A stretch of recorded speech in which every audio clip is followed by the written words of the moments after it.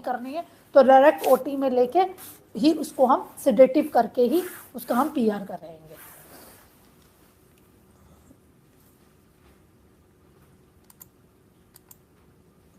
और किस किस कंडीशन में हम पर रेक्टल एग्जामिनेशन कर सकते हैं?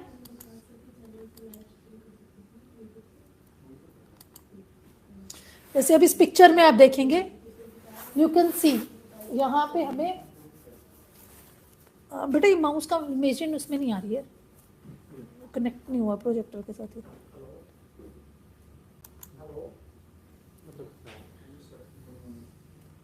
पर रेक्टल एग्जामिनेशन के लिए जस्ट यू कैन सी, आपको यहाँ पे रेड कलर का दिख रहा है डिस्कलरेशन, रेड कलर की 3 मार्किंग दिख रही है। जो हमें प्राइमरी पाइल मास दिखते हैं वो कौन कौन सी पोजीशन में दिखते हैं? Anybody have? 3, 7 and 11। This is the commonest site of pile मास। अगर आप इस पिक्चर में भी देखेंगे सेकेंड वन पे, so you will get the 3, 7 and 11 के पोजीशन पे हमें प्राइमरी पाइल मास दिखते हैं।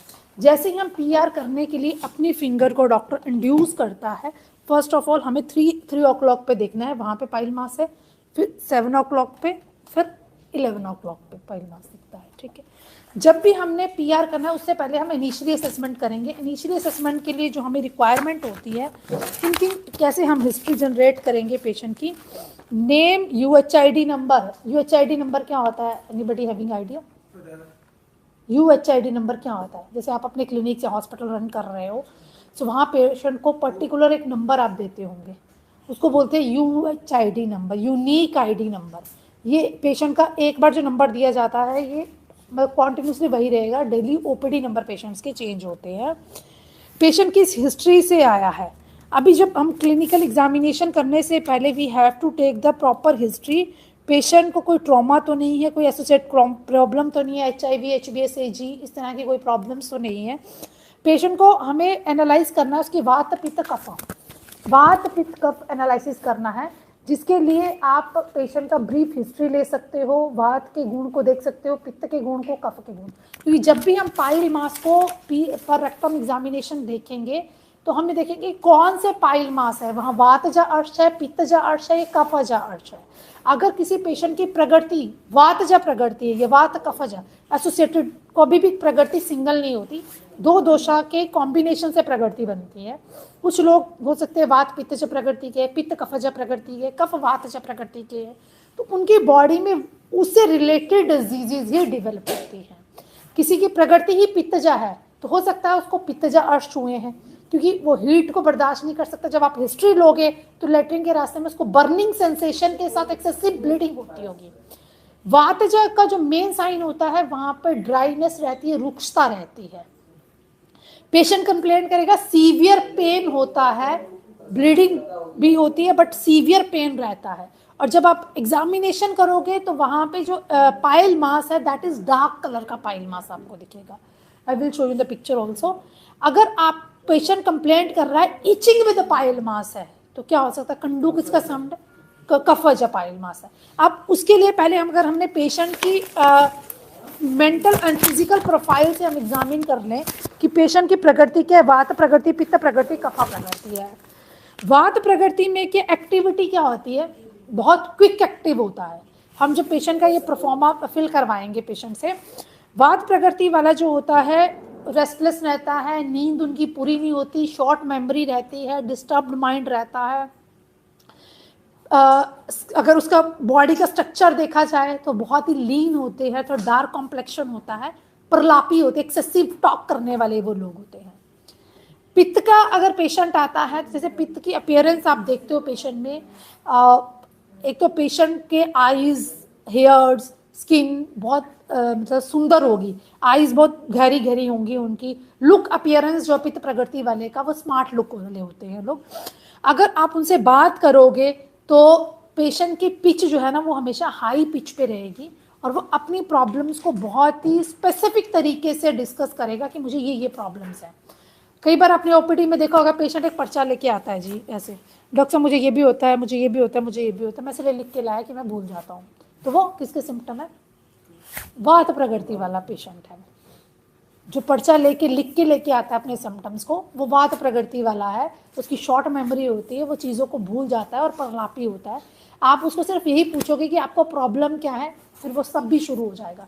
बचपन से मुझे ये हुआ, फिर मेरे को ऐसा हो गया, मेरे को वैसा हो गया। हमें क्वेश्चन करने की जरूरत नहीं होती उन पेशेंट्स को, वो खुद ही अपनी पूरी हिस्ट्री देने लग पड़ेंगे, रफ हिस्ट्री, बेकार हिस्ट्री, सब कुछ वो सुनाने लग पड़ेंगे। वो वात प्रकृति के लोग होते हैं। कफ प्रकृति वाला जो होता है वो स्पेसिफिक होता है, वो ओबेस रहते हैं, स्मार्ट होते हैं, सुंदर होते हैं, गोरे होते हैं वो, बट उनकी लाइफस्टाइल जो है वो हमेशा सिडेंटरी रहती है, आलसी लोग होते हैं कफ प्रकृति वाले। अब कफ प्रकृति का अगर पेशेंट है तो आपको सबसे पहले उसकी लाइफस्टाइल को चेंज करना है। इन चीज़ों को हमें क्यों जानना है, वात पित्त कफ प्रकृति को? अगर विदाउट एनालिसिस हम ये ना देखें कि पेशेंट की प्रकृति क्या है और डायरेक्ट उसका, चाहे आप उस पेशेंट को डायरेक्ट आप क्षार सूत्र ही आपने करना है, बट आप कब उसको कंप्लीट क्योर दे पाओगे? निदान परिवर्जन चिकित्सा, सबसे पहले जो लाइन ऑफ ट्रीटमेंट है दैट इज अ निदान परिवर्जन चिकित्सा। निदान परिवर्जन करने के लिए हमें उसकी प्रकृति को एनालाइज करना जरूरी है कि पेशेंट कौन सी प्रकृति का है। अगर आप कफ प्रकृति की स्पीच देखेंगे तो वो स्लो धीरे धीरे बोलने वाला होगा। जो वात प्रकृति वाला है ये प्रेफर वार्म गर्म चीज़ों को ज़्यादा प्रेफर करता है, पित्त प्रकृति वाले ठंडी चीज़ों को प्रेफर करता है, और कफ प्रकृति वाला जो प्रेफर ड्राई एंड वार्म दोनों को वो करता है। आप इनका मेंटल स्टेटस देखोगे तो कफ प्रकृति वालों की ना माइंड बहुत शार्प, याद रहती है चीज़ें, भूलते नहीं हैं। पित्त प्रकृति वाले बहुत अग्रेसिव होते हैं, आप उनको बोलोगे आपको क्षार सूत्र सर्जरी करानी है, पित्त प्रकृति वाले बोलेगा ठीक है डॉक्टर साहब आप मेरी आज ही कर दो, आप डिसाइड करो कब कर लोगे। और वात प्रकृति वाला होगा, आप उसको बोलोगे कि आपको ये बीमारी है और आपको मेरे हिसाब से क्षार सूत्र लाइगेशन कराना है। अच्छा मैं अभी घर जाऊंगा, मैं अभी बात करता हूँ, घर वालों से पूछूंगा, देखता हूँ कैसे करवाना है नहीं करवाना है।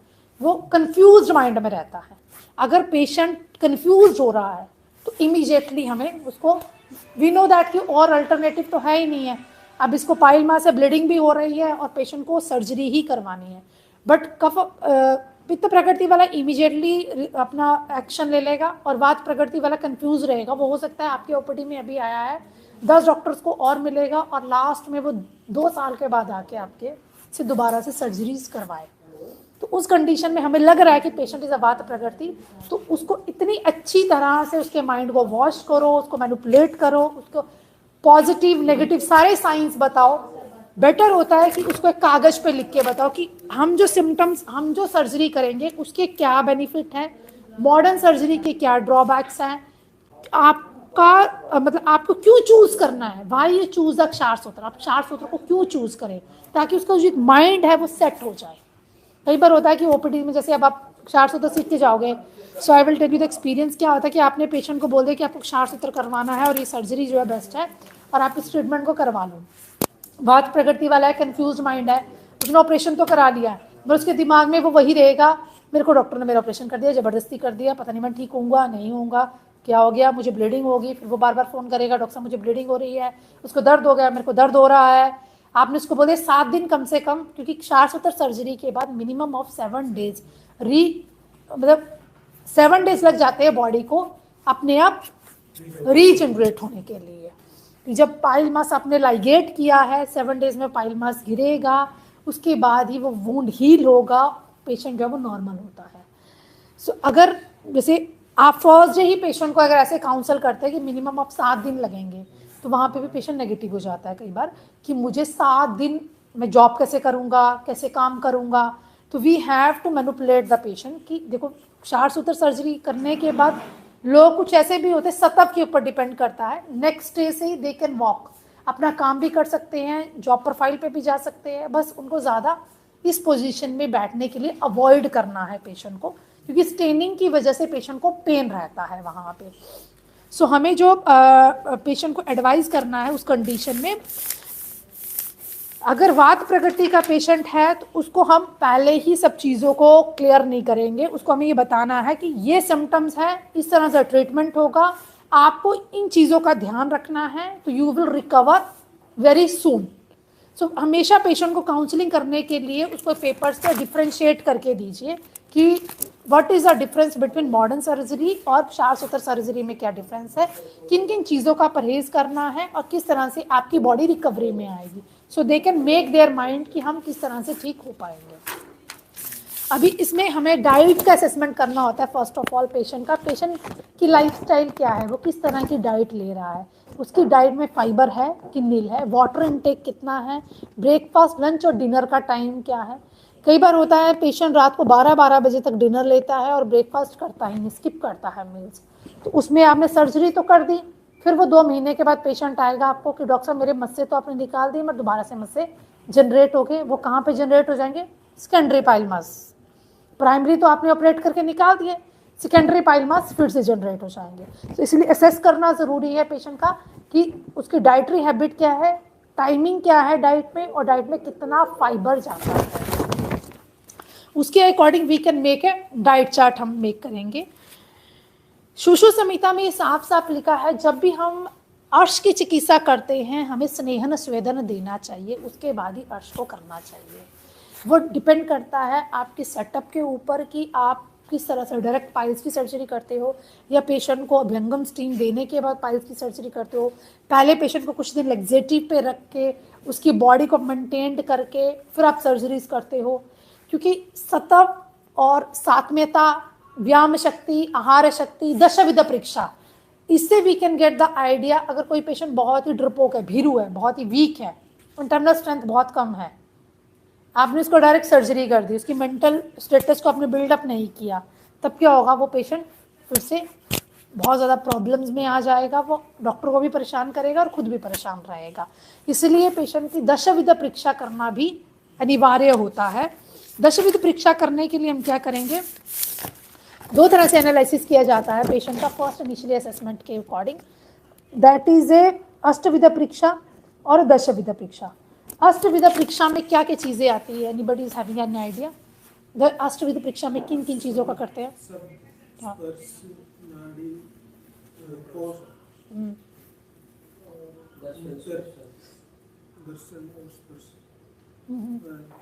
तीन त्रिविध परीक्षा होती है ना, दर्शन, स्पर्शन, प्रश्न। ही देखा हमने उसको अंदर आते, we can get the idea. हमारी ओपीडी में आया पेशेंट, वातज होगा, पित्तज होगा, कफज होगा। स्पर्श किया, उष्ण है, शीत है, सकुशन है। जब हमने उससे बात करी we can get the idea कि क्या प्रॉब्लम्स हैं, किस तरह की है। ये त्रिविध परीक्षा होगी जो आचार्य ने मेंशन करी है। उसके बाद हम उसकी अष्टविधा परीक्षा करते हैं। अष्टविध परीक्षा करने के लिए जब भी आप अपना पाइल्स का वो बनाओगे, हिस्ट्री टेकिंग का दिस प्रिस्क्रिप्शन बनाओगे, उसमें कॉलम साइड पे जनरेट करिए जिसमें अष्टविध परीक्षा लिखिए, जिसमें हम स्पर्शन, शब्द, फेस, आकृति, जीवा एनालिसिस से वी कैन गेट दैट कि पेशेंट को वातज है, जीवा है, पित्तज है, कफज है, अलिप्त है, शुष्क है, येलोश कलर है, वाइटिश कलर है। उससे we can get the idea about the कोष्ठा। पेशेंट का क्रूर कोष्ठ है, मध्यम कोष्ठ है, मृदु कोष्ठ है। अब पाइल्स के केसेस में हमें कोष्ठ को क्यों एनालाइज करना है? क्या रिक्वायरमेंट है पाइल्स के केस में हमें कोष्ठ को एनालाइज करने की? कॉन्स्टिपेशन किसको समझते हो डॉक्टर साहब आप? कोष्ठ 3 तरह से है ना, मृदु, मध्य, क्रूर, कोष्ठ। आप कॉन्स्टिपेशन किसको समझते हैं? क्या क्वेश्चन आप पुट करोगे पेशेंट को, क्या आंसर रहेगा कि कॉन्स्टिपेशन? हम कैसे समझेंगे कि पेशेंट को कॉन्स्टिपेशन है? जैसे 1 वीक से लेकर 3 डेज हो गए या 1 वीक हो गए, जो पास करने में कम से कम क्या, या फिर 1 वीक हो गए। जो सर ने बताया कि बिना पानी, बिना किसी आहार के वो पास कर सकते हैं, वो नहीं सुबह। अगर पेशेंट बोलता है कि सुबह उठ के मुझे 2 या 3 बार मोशन करना पड़ता है, मैं फ्रेश नहीं हो पाता, एक बार पॉटी जाता हूँ, फिर मुझे चाय की रिक्वायरमेंट होती है, सिगरेट की रिक्वायरमेंट, कुछ भी मतलब सिगरेट मुझे आदत पड़ी है, गर्म पानी पीता हूँ, उसके बाद मोशन होता है, फिर मुझे फ्रेश होता है, 2 या 3 बार मोशन करना पड़ता है, तो क्या वो कॉन्स्टिपेशन में आएगा या किस कंडीशन में आएगा? वो कॉन्स्टिपेशन में आएगा पेशेंट। क्योंकि मृदु, मध्य, क्रूर कोष्ठ को जानने के लिए हम कैसे एनालिसिस कर सकते हैं? जो किताबों में लिखा है, प्रैक्टिकल एक्सपीरियंस से। किसे? जो मिल्क से हो जाए। हाँ, दूध से। हमने रात को पेशेंट को मिल्क दिया, मिल्क पीने के बाद अगर मॉर्निंग में वो उसको स्टूल पास हो रहा है, वो मृदु कोष्ठ है। उसके अलावा सारे ही कोष्ठ जो है वो मध्यम और क्रूर कोष्ठ में आते हैं। अगर पेशेंट रेगुलर मोशन नहीं पास हो रहा है वो भी क्रूड कोस्ट है, 2 दिन में जा रहा है वो भी क्रूड कोस्ट है, या मोशन करने के लिए उसको गर्म पानी की ज़रूरत पड़ रही है, किसी भी एक्स्ट्रा चीज़ की ज़रूरत पड़ रही है, वो भी क्रूड कोस्ट के अंडर ही आएगा। नाड़ी का एनालिसिस, वात पित्त कफ वजन नाड़ी। वात अनुबंधित नाड़ी है, पित्त अनुबंधित नाड़ी है, कफ अनुबंधित नाड़ी है। नाड़ी अपने आप में बहुत बड़ा चैप्टर है, just I will give you the idea. हम 3 फिंगर से नाड़ी का एनालिसिस पेशेंट का कर सकते हैं। हमने करना उसका 4 सूत्र ही है, बट हमें इन सब चीज़ों को, सब पैरामीटर्स को ध्यान में रखते हुए ट्रीटमेंट्स करना है। हमने उसकी नाड़ी एनालिसिस की, पेशेंट इज हैविंग ए पित्तज नाड़ी और उसके दोषास आम अवस्था में है। आम अवस्था में है, उस कंडीशन में हम क्या करेंगे? सबसे पहले पेशेंट को, आप पंचकर्म पढ़ रहे हो तो लेना। पेशेंट आज आया आपके पास और बोला डॉक्टर साहब मुझे लैट्रिन के रास्ते में दर्द हो रहा है और कुछ बाहर आ रहा है। आपने उसकी नाड़ी देखी और हिस्ट्री ली उसकी, मुझे इंडाइजेशन रहता है, खट्टे डकार आते हैं, पेट में दर्द भी रहता है और कुछ भी मतलब ऐसे लगता है सुबह उठते वॉमिटिंग जैसे डिस्कम्फर्ट सा रहता है, मुझे मोशन भी क्लियर नहीं होता, तो आप क्या करोगे? उसको मोशन के रास्ते में दर्द भी हो रहा है और ये सिम्टम भी दे रहा है, एसोसिएटेड सिम्टम्स। तो फर्स्ट लाइन ऑफ ट्रीटमेंट क्या करेंगे हम इसमें? फर्स्ट डे उसका पाइल्स की सर्जरी करेंगे या we can take a time, patient को कुछ टाइम देंगे, किस तरह से प्लान करेंगे आप? हॉस्पिटल में आया तो सर्जरी तो करेंगे। सर्जरी तो करेगा, मैं किस तरह से करोगे ना? दीपन पाचन वैसे जैसे आयुर्वेदिक अकॉर्डिंग चलेंगे तो दीपन पाचन। आम पाचन करना बहुत आवश्यक है, नहीं तो पेशेंट को होगा पेन बहुत ज़्यादा रहेगा। आपने 4 सूत्र लाइगेशन तो कर दी, बट सेकेंड और थर्ड डे पेशेंट बोलेगा कि बहुत सीवियर पेन हो रहा है, मेरा पेन मेरा सबसाइड ही नहीं हो रहा है। तो उसके लिए जब तक उसकी बॉडी में आंव रहेगा, वो हल्की क्या होता है, जब भी आमावस्था में दोषाज होते हैं उसको जब तक हम निरामावस्था में नहीं लेके आते हैं, पेशेंट को कॉम्प्लिकेशंस होती है, पेन होती है। अगर आप मॉडर्न प्रैक्टिस करें, मैं बोलूँगी डॉक्टर साहब बोलेंगे हम पेन किलर दे देंगे, दर्द हो रहा है क्या फ़र्क पड़ता है, सिरेशियोपेप्टिडेज दे देंगे, एसिलोफेनाक एसआर कुछ भी दे देंगे जी, किट और डीटी वगैरह कुछ भी एडिशनल दे देंगे, पेन कम हो जाएगा। कई बार होता है आपने पेशेंट को डिक्लोफेनाक का इंजेक्शन भी लगा दिया, फिर भी पेशेंट का पेन नहीं कम हुआ। आप 8 आवर्ली उसको लगाओगे, 8-8 घंटे के बाद अपने पेन किलर्स दे दिया, बट फिर भी पेशेंट जो डिस्कम्फर्ट में रहता है, और वी आर नॉट गिविंग, हम यहाँ पे पेन किलर्स एडवाइज ही नहीं करते हैं। जब हम कंप्लीट आयुर्वेदिक कॉन्सेप्ट से कर रहे हैं तो हमें पेशेंट का दीपन पाचन ही करना चाहिए। जितना अच्छा दीपन पाचन होगा उतना ही पेशेंट को पेन कम होगा।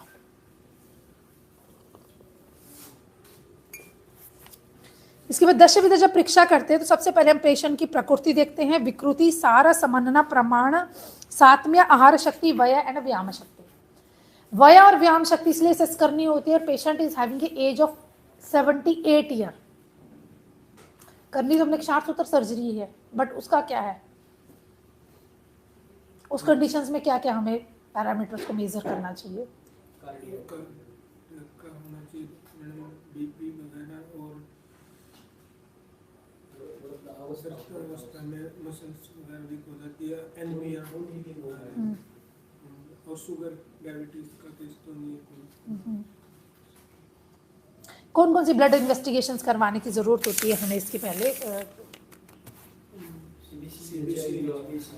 सीबीसी करवाएंगे और हाँ रैंडम ब्लड शुगर करवा लिया। एलएफटी की कोई असिस्टिव ज़रूरत नहीं होती है, तो उन केसेस में है जहाँ पे आपको कोई सिम्टम्स दिख रहे हैं कि पेशेंट को कोई सिम्टम्स आ रहे हैं, क्योंकि डिपेंड करता है कि आप प्रैक्टिस कौन से एरिया में करते हो। अगर patient is having a good paying capacity तो आप सारे ही ब्लड पैरामीटर्स करवा सकते हो। अदरवाइज जो मेन रिक्वायरमेंट होता है दैट इज सीबीसी, एचआईवी, एचबीएसएजी और रैंडम ब्लड शुगर। इसके बिहाफ पे you can perform the surgeries, आप परफॉर्म कर सकते हो। इससे के बाद एक न्यूट्रिशन असेसमेंट चेक की जाती है पेशेंट की, कि पेशेंट का न्यूट्रिशनल असेसमेंट क्या है, वो डाइट में किन किन चीज़ों को लेता है। इससे आपको बाद में जो डाइट चार्ट आप बनाएंगे वो बहुत इजी हो जाता है डॉक्टर के लिए। फिर आता है एडमिशन फॉर्म। आपने पेशेंट का पाइल चेक कर लिया, patient is having a pile मास, उसको असेस करने के बाद जब आप एडमिट करोगे तो आपको किन किन चीज़ों की ज़रूरत होती है। First is general consent form भरा जाता है पेशेंट का, ऑपरेशन कंसेंट फॉर्म।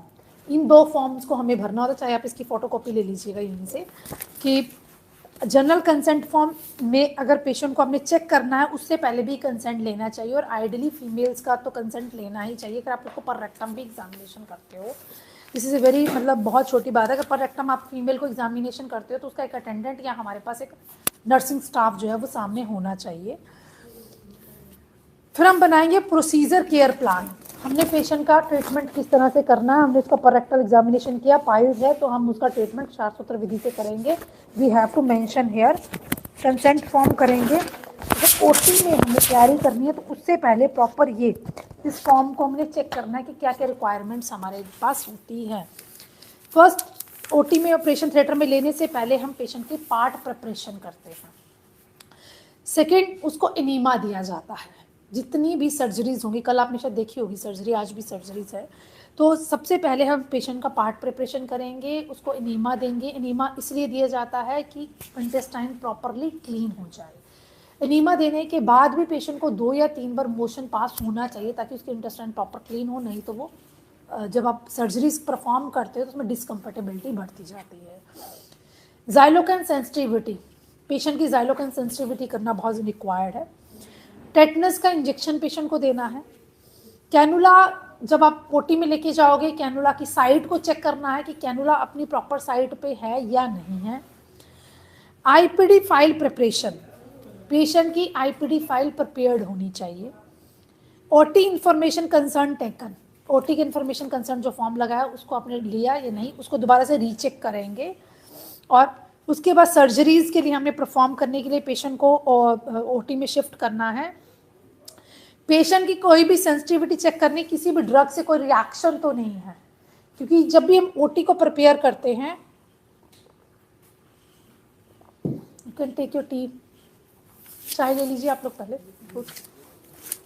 जब भी हम पेशेंट को ओटी में प्रिपेयर करते हैं तो उससे पहले जो बेसिक पैरामीटर्स है वो सारे ही क्लियर होने चाहिए। उसका शुगर लेवल मेंटेन करना है, उसका बीपी मेंटेन करना है, उसके बाद ही हम उसको ओटी में लेके जाएंगे। अगर किसी पेशेंट को किसी चीज़ से एलर्जिक है तो वो रिएक्शन हमने यहाँ पे मेंशन करना है। उसकी ब्लड रिपोर्ट इसमें अटैच होनी चाहिए। So this is a basic concept जो अभी आप 2 बजे के बाद ओटी परफॉर्म करोगे तो ये आप सब चीज़ें चेक करेंगे कि ये पेशेंट्स की हो गई है मॉर्निंग में या नहीं हो गई है। स्लाइड चेंज और पीछे पीछे करना, पीछे सॉरी। हेमरॉइड्स की बात करें तो हेमरॉइड्स जो है किस किस एज में हम हेमरॉइड्स को देख सकते हैं। पीक प्रिवलेंस एज जो होती है, जो हमारे पास ओपीडी में मैक्सिमम पेशेंट आएंगे, that age is 45 to 65 years की एज में पेशेंट हमें दिखता है। एक्सटर्नल पाइल मास जो होते हैं वो यंग एज या मिडल एज ग्रुप में दिखते हैं, क्योंकि जो मिडल यंग एज होते से गर्ल्स है उनको पाइल मास होगा, वो सर्जरी प्रेफर नहीं करती हैं, तो कई बार वो पेशेंट जो है वो हिडन करता करता उसकी प्रॉब्लम जो है वो इस एज तक ही प्रिडोमिनेट हो पाती है। इंटरनल पाइल प्रिवलेंस जो है pregnancy and old age group में रहती है। एक्सटर्नल पाइल मास आपको मिडल एज में दिखेंगे और इंटरनल पाइल मास जो है वो ओल्डर एज में दिखेंगे। Change right. हेमरॉइड्स को ग्रीक लैंग्वेज में बताया गया है, haemorrhoid is a bleeding, Hima is a blood. अगर आप हिज्मा की थेरेपी देखते हो तो वहाँ पे भी ब्लड लेटिंग की जाती है। हमारा पाइल मास कहाँ बनता है, जहाँ पे हमारी वेन्स में डायलाटेशंस हो जाती है, डायलाटेशन ऑफ द वेन्स को ही हम पाइल्स बोलते हैं। हेमरॉइड और piles are the dilated vein within the anal canal. It is just, अगर हम पेशेंट का एक्सटर्नली देखते, किसी ने वेरिकोसिटी ऑफ वेन्स के पेशेंट देखे होंगे अपने ओपीडीज में, तो वेरिकोज वेन में क्या होता है, जैसे हम उसकी लेग्स को देखते हैं तो वहाँ पे हमें गुच्छे गुच्छे बनाए हुए दिखते हैं। वेरिकोसिटी ऑफ वेन्स में क्या है कि वहाँ की वेन डायलेटेड होगी तो ब्लड सर्कुलेशन जो है वो डाउनवर्ड डायरेक्शन से जा रहा है, बट बैकवर्ड उसका फ्लो नहीं बन पा रहा है। सिमिलर लाइक दैट हेमरॉइड्स की कंडीशन में क्या है, जो हमारी एनल कैनाल की वेन्स है उसमें डायलाटेशन हो गया है। अब ये डायलाटेशन हो सकता है सुपीरियर भी हो सकता है, मिडल भी हो सकता है, इंफीरियर रेक्टल वेन में भी हो सकता है, तीनों ही वेन्स में हो सकता है। चेंज अगर कल आपने इसे पूरी एनाटॉमी पढ़ी है, so we can get the idea कि एक्सटर्नल स्फिंक्टर से ऊपर हमें इंटरनल पाइल मास दिखेंगे। You can see this is a internal sphincter, इससे जस्ट ऊपर आपको इंटरनल हेमोरॉइड फ्लेक्सेस दिखेंगे। दिस इज अ पार्ट, ये जो पार्ट है, जैसे आप पीआर भी करते हो, फिंगर टच करते हो तो हमारी फिंगर यहाँ तक जाएगी, देन यू कैन सी यहाँ पे 33 डिग्री पे आपको पाइल मास जो है वो दिखेगा। इंटरनल हेमरॉइड प्लेक्सिस, यहाँ पर डायलेटेशन हो जाएंगे इंटरनल हेमरॉइड प्लेक्सिस की, ये इंटरनल स्फिंक्टर से जस्ट अबव रहेगा। External sphincters, this is external sphincters. External sphincter के जो बाहर पाइल मास हमें दिखेंगे दैट इज एक्सटर्नल पाइल मास। कई बार यहाँ पे सैनिटल टैग बना होता है क्योंकि इलोंगेशन ऑफ द मसल्स की वजह से आपने पेशेंट को लगता है, पेशेंट कंप्लेन करता है कि मुझे लैट्रिन के रास्ते में कुछ बाहर फील हो रहा है।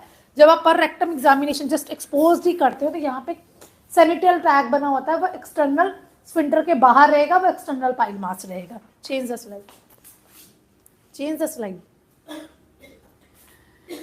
अब इसकी पैथोफिजियोलॉजी क्या है, क्यों हमें पाइल मास जनरेट होते हैं? That is the abnormal dilatation of the veins in the internal haemorrhoid and venous plexus.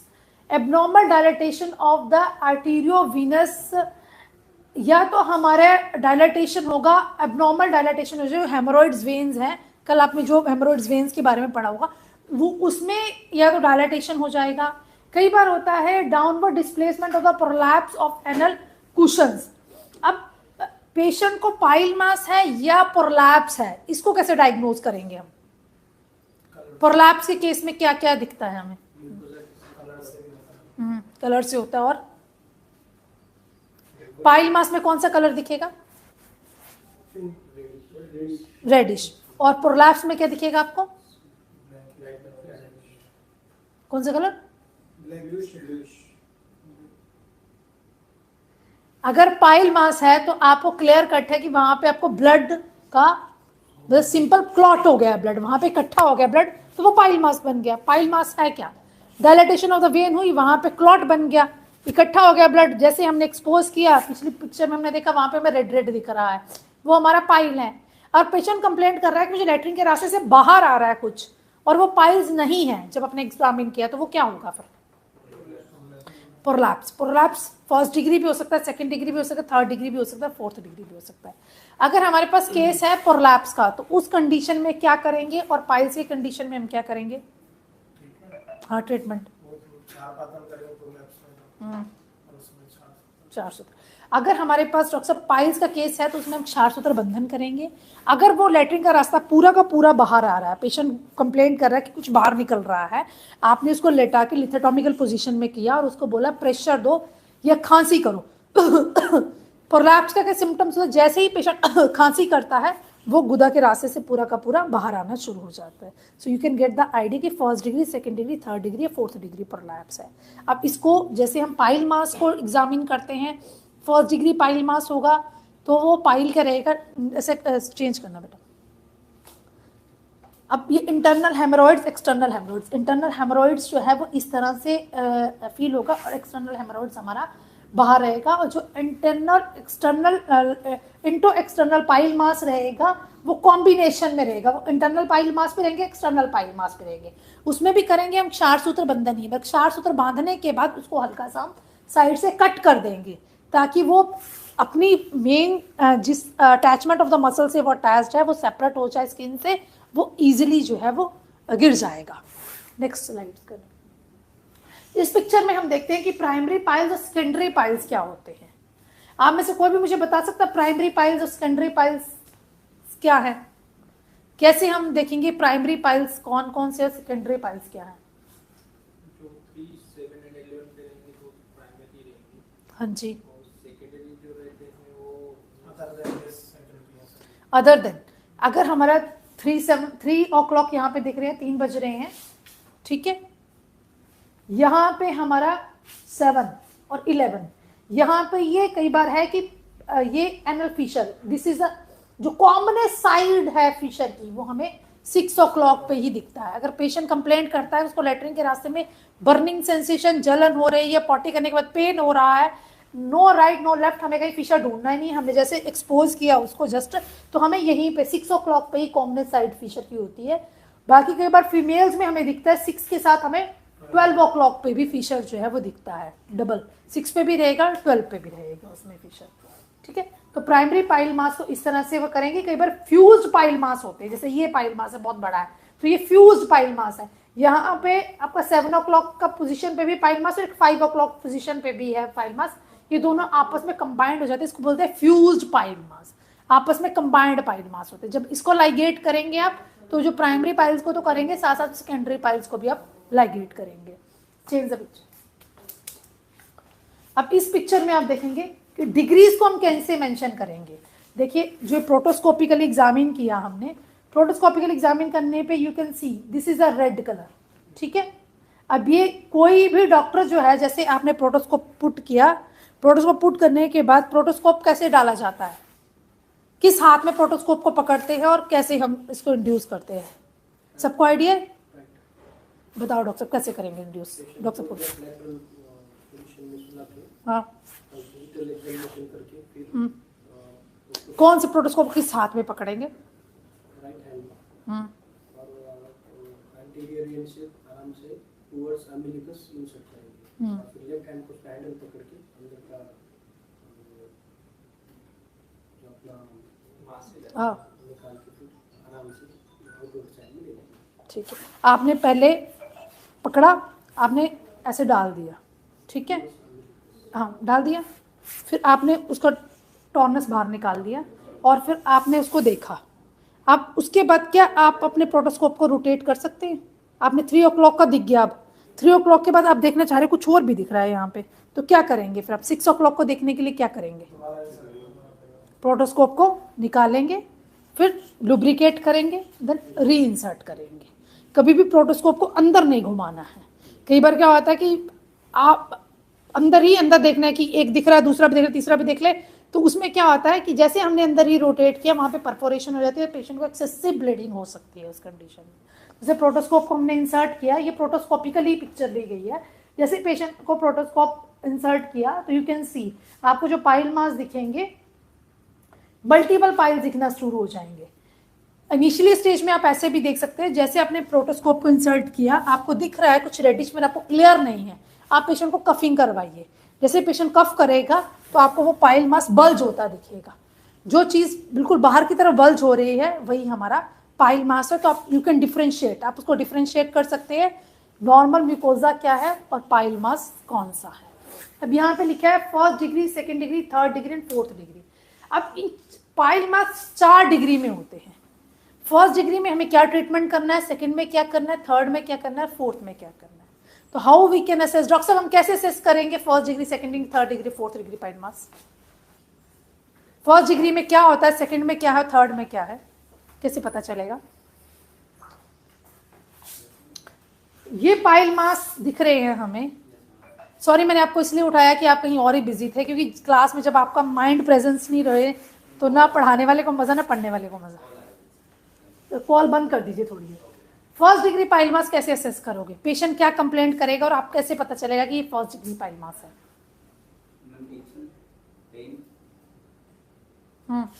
ठीक है, इचिंग रहेगी, पेन रहेगी, फिर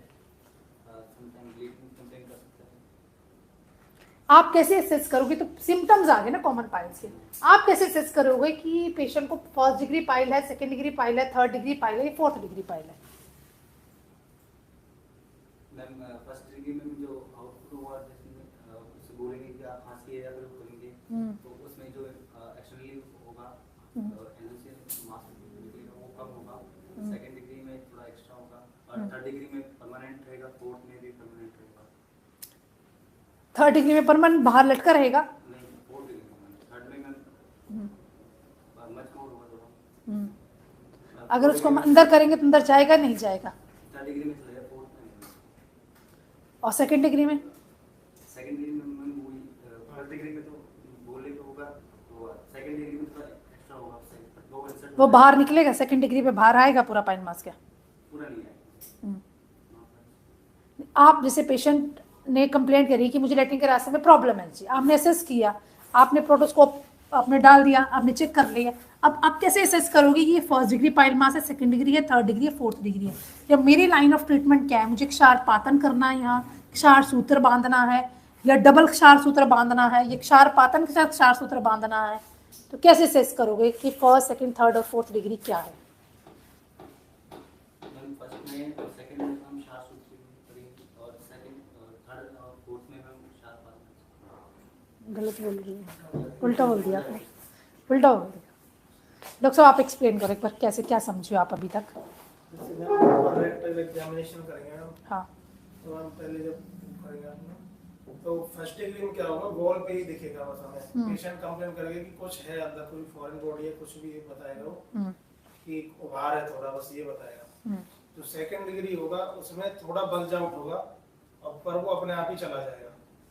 थर्ड में क्या होगा, समझ गए सर? फर्स्ट डिग्री में क्या होगा, पेशेंट कंप्लेंट करेगा, सिर्फ क्या रहेगा, पाइल मास हमें ये दिख रहा है, तो ये पाइल मास ही हमें, प्रोटोस्कोप डाला हमने, ठीक है, ये निकाल दिया, हमने चेक किया, हमें यहाँ पे 3 o'clock पे पाइल मास सा दिख रहा है।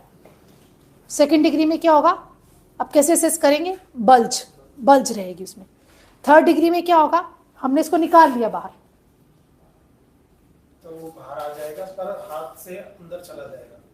पेशेंट कई बार कंप्लेंट भी करता है कि मुझे लेटरिन करते वक्त ऐसे लगता है कि कुछ बाहर आता है, जैसे मैं उसको वॉश करता हूँ तो वो अंदर चला जाता है, तो वो हमारा थर्ड डिग्री पाइल मास है। सो क्लिनिकल सिम्टम्स और हमारा एग्जामिनेशन से वी कैन कोरिलेट कि पेशेंट को फर्स्ट डिग्री है, सेकेंड डिग्री है, थर्ड डिग्री है, फोर्थ डिग्री। करना हमने क्षार सूत्र है और क्षार पातन ही है, ट्रीटमेंट है, बट हमें ये डायग्नोज जरूरी है कि कौन सा डिग्री का प्रोलैप्स है। अगर फोर्थ डिग्री का प्रोलैप्स है तो उसमें क्या रहेगा, बाहर ही रहेगा। उसमें फिर कई बार कंफ्यूजन हो जाता है कि ये प्रोलैप्स है या पाइल मास है। पेशेंट को लेटरिन के रास्ते से बिल्कुल बाहर ही आ रहा है, वो बल्ज कर रहा है और वो अंदर नहीं जा रहा है। फोर्थ डिग्री पाइल मास टच करने पे अंदर नहीं जाएगा, वो बाहर ही लटका रहेगा। तो उस कंडीशन में कई बार डॉक्टर्स को क्या कंफ्यूजन हो जाता है कि ये प्रोलैप्स है या पाइल मास है, तो कैसे इसको ट्रीट किया जाए। फर्स्ट और सेकेंड डिग्री में तो हमने क्षारपातन करना है, उसी से रिकवर हो जाएगा। बट क्षारपातन का केस डॉक्टर साहब देखा आपने यहाँ पे? इसमें नहीं देखा, पाइल्स में नहीं देखा, पाइल्स में नहीं देखा है, फिशर में देखा, फिशर में देखा है। ठीक है, ओके। क्या किया जाता है फर्स्ट और सेकेंड डिग्री पाइल मास में, हमने प्रोटोस्कोप इंसर्ट किया, हमें यहाँ पे दिखा ये पाइल मास है, ठीक है। तो क्षार 3 तरह की होती है, ये first degree, second degree, third degree, fourth degree, सब पे क्लियर हो गया ना डॉक्टर साहब? क्लियर हो गया चारों डिग्री पाइल मास की। अगर हमारे पास पेशेंट है फर्स्ट डिग्री और सेकेंड डिग्री पाइल मास का, तो हम उसको कैसे ट्रीट करेंगे, हमने उसका क्षार पातन करना है। क्षार पातन का प्रोसीजर बहुत इजी है, आप जाके इमीडिएटली अपने क्लिनिक्स पे कर सकते हो, कोई भी कॉम्प्लिकेशन क्षार पातन में नहीं होती है। क्षार सूत्र में फिर भी हम बोल सकते हैं 5, 10, 20% कॉम्प्लिकेशंस है, थोड़ा सा एक्सपीरियंस करना है, प्रैक्टिस करनी है। क्षार पातन में कोई भी कॉम्प्लिकेशंस नहीं होती है। क्षार पातन के लिए क्या करना है, आपको दिखा यहाँ पे 3 o'clock पोजीशन पे पेशेंट को पाइल मास है, आपने प्रोटोस्कोप को इंसर्ट किया, जहाँ पे आपको पाइल मास दिख रहा है, क्योंकि क्षार 3 तरह की होती है, तीक्ष्ण क्षार, मृदु क्षार और मध्यम क्षार। जो हम यूज करेंगे क्षार वो मध्यम क्षार रहेगी। अपमार के पेड़ को जला के उसकी राख बनाई जाती है, उसको बोला जाता है अपमार क्षार। अब इसको इसको प्रोसेस किया जाता है, कितनी बार इसको वॉश किया गया, 11 टाइम, 21 टाइम, 31 टाइम, 100 टाइम, उतनी ही ये तीक्ष्ण क्षार बनती जाती है। हम जो यूज करते हैं दैट इज अ मध्यम क्षार। मध्यम क्षार को लगाने का क्या तरीका है, आप प्रोब की सहायता से भी लगा सकते हो। तो डायरेक्ट जहां पे आपको पाइल मास दिख रहा है, आपने टॉर्निक वो डाला, प्रोटोस्कोप डाला, प्रोटोस्कोप के बाद आपने प्रोब लिया, प्रोब के ऊपर क्षार लगाई, कॉटन लगा के, इमीडिएटली आपने उसी पार्ट पे जहां पे आपका प्राइमरी पाइल मास है, उसी एरिया पे आपने उसको टच कर देना है।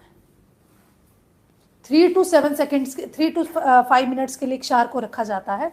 उसके बाद इसको नींबू सोरस से वॉश कर दिया जाता है। क्षार पातन का प्रोसीजर ये है, क्योंकि हमने यहाँ पे एल्कलाइन और एसिडिक पीएच को मेंटेन करना होता है। क्षार जितना है इसका जो पीएच होता है दैट इज एल्कलाइन होता है। नॉर्मल म्यूकोजा को जब आप एल्कलाइन और एसिडिक पीएच मेंटेन करते हो, तो जो हमारा एक्स्ट्रा अनग्रोथ होती है वो शेड ऑफ हो जाती है, वो गिर जाएगी। कैसे गिर जाएगी, इसका जो मैकेनिकल पैथोलॉजिकल रिएक्शन क्या है, हमने अपमार क्षार को यूज किया। क्षार जो है वो इस म्यूकोजा पे पंजेंट, क्योंकि क्षार जब भी लगाई जाती है तो पेशेंट को बर्निंग सेंसेशन होता है, ये पंजेंट होती है, तीक्ष्ण वीर्य होता है इसका, पंजेंट होती है। जैसे आपने लगाई 3 to 5 मिनट्स के लिए हल्की सी इरिटेशन रहेगी, इरिटेशन है ये, उसके बाद जैसे ही आप इसको नींबू स्वरस के साथ इसको वॉश करेंगे, इसी इरिटेशन जो है वो कम हो जाएगी। मसल्स को श्रिंक करना कर देता है।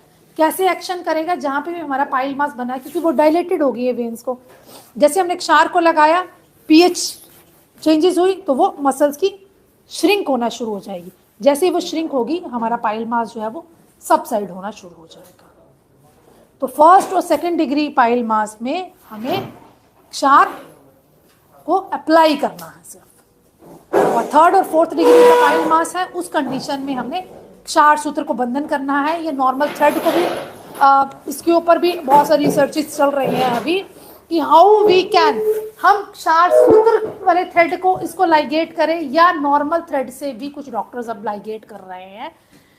Similar procedure is a similar, but जैसे ऑलरेडी कुछ पुराने डॉक्टर्स जिन्होंने ऑलरेडी बहुत सारे केसेस देखे हैं, डॉक्टर साहब क्षार सूत्र बंधन करने के बाद पेशेंट को क्या क्या कंप्लेंट्स आती हैं? आपने शायद बहुत सारे केसेस देखे यहाँ पे। आपने क्षार सूत्र की सर्जरी देखी? हाँ। पेशेंट को पोस्ट ऑप देखा आपने? पोस्ट ऑप नहीं देखा, बट कंप्लेंट्स में तो मैम या तो पेन बताता है। नहीं, पोस्ट ऑप देखा आपने पेशेंट का जिसकी सर्जरी हुई, एक दिन करवा के अगले दिन पेशेंट की पोस्ट ऑप में देखा आपने? किसी भी डॉक्टर ने नहीं देखा पोस्ट ऑप? बस सर्जरी देखी, पोस्ट ऑप नहीं समझा कि पोस्ट ऑप में क्या होगा। आज आपने पेशेंट का ऑपरेशन कर दिया, अब कल पेशेंट आएगा तो उसको क्या क्या कॉम्प्लिकेशंस हो सकती है, क्या क्या प्रॉब्लम्स हो सकती है, कि सर्जरी करके छोड़ दोगे? हाँ, पेन तो पेन कैसे कंट्रोल करेंगे? पेन हो सकता है कि अगर एब्डोमेन को छोड़ कर नॉर्मल भी कोई टाइप कर दिया तो वो पेन तो ऑब्वियसली होगा उसको। अस्ती करा के पेन पेशेंट हो रहा है, कैसे सबसाइड करोगे? बस्ती जाते तेल से हाँ, तो जाती तेल से बस्ती से पेशेंट का पेन कम हो जाता है। आपको तो डीए के है ना मैडम, सर को ना टॉपिक दे दो पोस्ट ऑप का, हाउ टू डायग्नोज, आपको टॉपिक मिल जाएगा। देखिए डीए के जितने भी स्टूडेंट्स हैं, आप सर्जरीज शायद 4, 5, 6, 10 बार आओगे, सर्जरीज देख लोगे, बहुत अच्छी से सर्जरीज परफॉर्म कर लोगे, बट प्री ऑप और पोस्ट ऑप एक डॉक्टर जो कुशल डॉक्टर होता है उसको ही बोला जाता है, जो पेशेंट का प्री ऑप और पोस्ट ऑप अच्छे से करवा सके। आपको खुद करना नहीं होता, टीम ने ही मैनेजमेंट करनी होती है, आपका स्टाफ ही मैनेज करेगा उस चीज़ को, प्री ऑप और पोस्ट ऑप को। बट अगर आपकी सर्जरी से पोस्ट ऑप ठीक होता है पेशेंट, तभी वो पेशेंट आपके पास दोबारा आएगा। तो पोस्ट ऑप को समझना बहुत ज़रूरी है। तो आपको टॉपिक ही है, अब आपने पोस्ट ऑप मैनेजमेंट इन पाइल्स, उसके ऊपर रिसर्चेस पढ़िए और उसके ऊपर वो आप उसके ऊपर करोगे डिस्कस। क्या होता है, जैसे हमने यहाँ पे क्षार पातन किया, क्षार पातन करने से क्या होगा कि जहाँ पे ये नॉर्मल म्यूकोजा के ऊपर क्या, जैसे हमने प्रोब से लगाते हैं हम, आपने प्रोब वो तो क्षार पातन तो देखा होगा। जैसे डॉक्टर साहब हमने क्षार पातन करने के लिए प्रोब से अप्लाई किया, क्या है कि कई बार प्रोब से अप्लाई करते करते ये हमारे पाइल मास पे तो लगा, बट नॉर्मल म्यूकोजा को भी अगर ये टच करता है तो पेशेंट को इरिटेशन बहुत ज़्यादा बढ़ जाती है, पेन बहुत ज़्यादा होता है। तो जैसे क्षार जो तीक्ष्ण है, नॉर्मल म्यूकोजा को लगेगी तो इरिटेशन होगा। इसके बाद जो हम ट्रीटमेंट देते हैं, हम पेशेंट को जातेरी तेल की बस्ती देते हैं। जातेरी तेल की बस्ती क्यों दी जाती है और क्या इसका एक्शन है? क्यों दी जाती जातेरी तेल की बस्ती? किसी और तेल से बस्ती क्यों नहीं दी जा सकती? क्योंकि आयुर्वेदा में तो काशी सादी तेल का भी बहुत अच्छा व्याख्यान दिया गया हुआ है पाइल्स के केसेस में। लुब्रिकेशन तो हर तेल कर देगा डॉक्टर। आप जातेरी तेल के इंग्रेडिएंट्स पढ़िएगा तो आपको एक आइडिया मिल जाएगा कि वाई मैक्सिमम ऑफ क्षार सूत्र डॉक्टर्स आर चूजिंग जात्यादि तेल की वो बस्ती देते हैं इंस्टेंट ऑफ काशी सादी ऑयल। आयुर्वेदिक लिटरेचर्स में किसी डॉक्टर ने, शायद ऑनलाइन क्लासेस में किसी डॉक्टर ने मुझसे ये भी पूछा था कि मैडम वहाँ तो दिया गया है कि काशी सादी ऑयल को ही देना चाहिए, क्लासिकल कोई भी आप बुक उठाएंगे उसमें अर्श चिकित्सा में काशी सादी तेल का व्याख्यान दिया गया है, पर मैक्सिमम ऑफ क्षार सूत्र प्रैक्टिशनर जो है वो जात्यादि ऑयल को यूज करते हैं क्योंकि उसकी व्रण रोपण की जो कैपेसिटी है जात्यादि तेल की वो ज़्यादा है, हीलिंग कैपेसिटी ज़्यादा है। आपने अगर क्षार सूत्र बंधन भी किया, आपने लाइगेट कर दिया, तो वो कैसे एक्शन होता है, हमने ये हमें पाइल मास दिख रहा है, बिल्कुल साफ साफ दिख रहा है डॉक्टर साहब। अब हम इसमें क्या करेंगे, आपने यहाँ पे क्षार सूत्र को लाइगेट कर दिया, क्षार सूत्र लाइगेट करने के बाद क्या होगा कि इस एरिया पे सर्कुलेशन एकदम से रुक जाएगा, ये नेक्रोज होना शुरू हो जाएगा। जैसे जैसे नेक्रोज होगा इसकी श्रिंक होगा और ये पाइल मास शेड ऑफ हो जाएगा, गिर जाएगा ये पाइल मास। अब जब पाइल मास तो गिर गया, क्षार सूत्र भी आपका आ गया बाहर, तो उसके पीछे क्या रहेगा, एक वूंड। क्या बन जाएगा वहां पे, एक वूंड। अब जितनी जल्दी उस वूंड की हीलिंग हो जाएगी, पेशेंट को पेन बिल्कुल सबसाइड हो जाएगा। वही पेशेंट कंप्लेंट करते हैं जो इंटरनली वीक होते हैं और आमजा अवस्था में होते हैं, उन्हीं पेशेंट्स को पेन ज्यादा होता है। कंपैरेटिवली अब स्टडी करिए कि आपने कितनी सर्जरीज देख ली, जितनी बार आप यहाँ पे आए कितनी सर्जरीज देख ली आप, 1 2 3 4 10 सर्जरीज देख ली। कभी आपने देखा कि कोई पेशेंट बोल रहा है कि मुझे पेन नहीं है, मैं बहुत फिट, ठीक लग रहा है, कोई प्रॉब्लम नहीं, और किसी पेशेंट बहुत ज्यादा रो रहा होगा, कोई पेशेंट जो है वो रिकवरी में ठीक है, किसी की रिकवरी डिलेड हो रही होगी। वो डिपेंड करता है पेशेंट की अवस्था के ऊपर। अगर पेशेंट को हमने यहाँ पे जाते ही तेल लगा दिया और फिर भी उसको पेन है, तो फिर क्या करेंगे, आपने बस्ती दे दी जाते ही तेल की, फिर भी पेशेंट को पेन हो रहा है, आपने देखा ऐसा केस, किसी को पेशेंट को आपने बस्ती दी, सेकेंड टाइम में ड्रेसिंग करी, आज आपने ऑपरेशन किया, कल सुबह पेशेंट आया, आपने उसकी ड्रेसिंग कर दी, त्रिफला कषायम डाला, फिर आपने जाते ही तेल की बस्ती दे दी, फिर भी पेशेंट कंप्लेंट कर रहा है मुझे पेन हो रहा है, तो उस कंडीशन को देखा कोई ऐसा केस?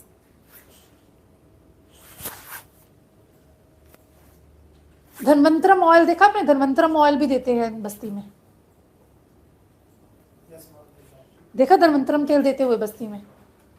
आप लोगों ने या तो ध्यान नहीं था आपका, या फिर आप मिस कर गए वो पॉइंट।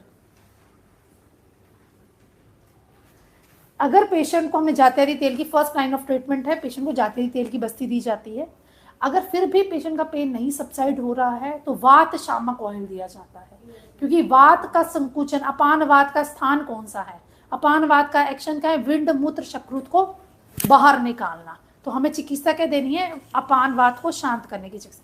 जैसे हम वायु का शमन होगा, अपान वात कम होगा, पेशेंट का पेन जो है वो ऑटोमेटिकली सबसाइड हो जाएगा। So you can get the idea what is the first degree, second degree, third degree pile mass, और first second third degree pile mass में किस तरह का हम ट्रीटमेंट पेशेंट को एक्सप्लेन कर सकते हैं। Change the slide.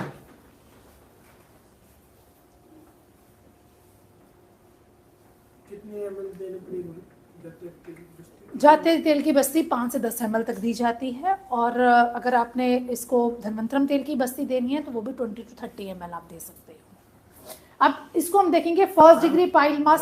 इसमें हेमोरॉइड्स में छाप आता है, उसकी भी एक सिटिंग लगती है। देखिए एक सिटिंग में ही पेशेंट इंप्रूव हो जाता है। अगर आपने प्रोलैप्स के केस में करना है तो वहाँ पे first second third degree prolapse के अकॉर्डिंग डायग्नोज देखा जाता है। पेशेंट को अगर फर्स्ट डिग्री प्रोलैप्स है तो एक सिटिंग में ही हो जाता है, अगर थर्ड डिग्री तक प्रोलैप्स है तो उसमें 3 सिटिंग्स देने की रिक्वायरमेंट होती है। प्रोसीजर सेम रहता है। चार्ज अगर आपने पेशेंट को अगर प्रोलैप्स है या पाइल मास है, आपने क्षार पातन करना है। क्षार पातन का जो प्रोसीजर है इट्स ए सेम प्रोसीजर। उसमें सबसे पहले जो हम मध्यम क्षार होती है वो पर्टिकुलर पाइल मास के एरिया पे लगा दी जाती है, और उसके बाद इसको 3 to 5 मिनट्स तक रखा जाता है।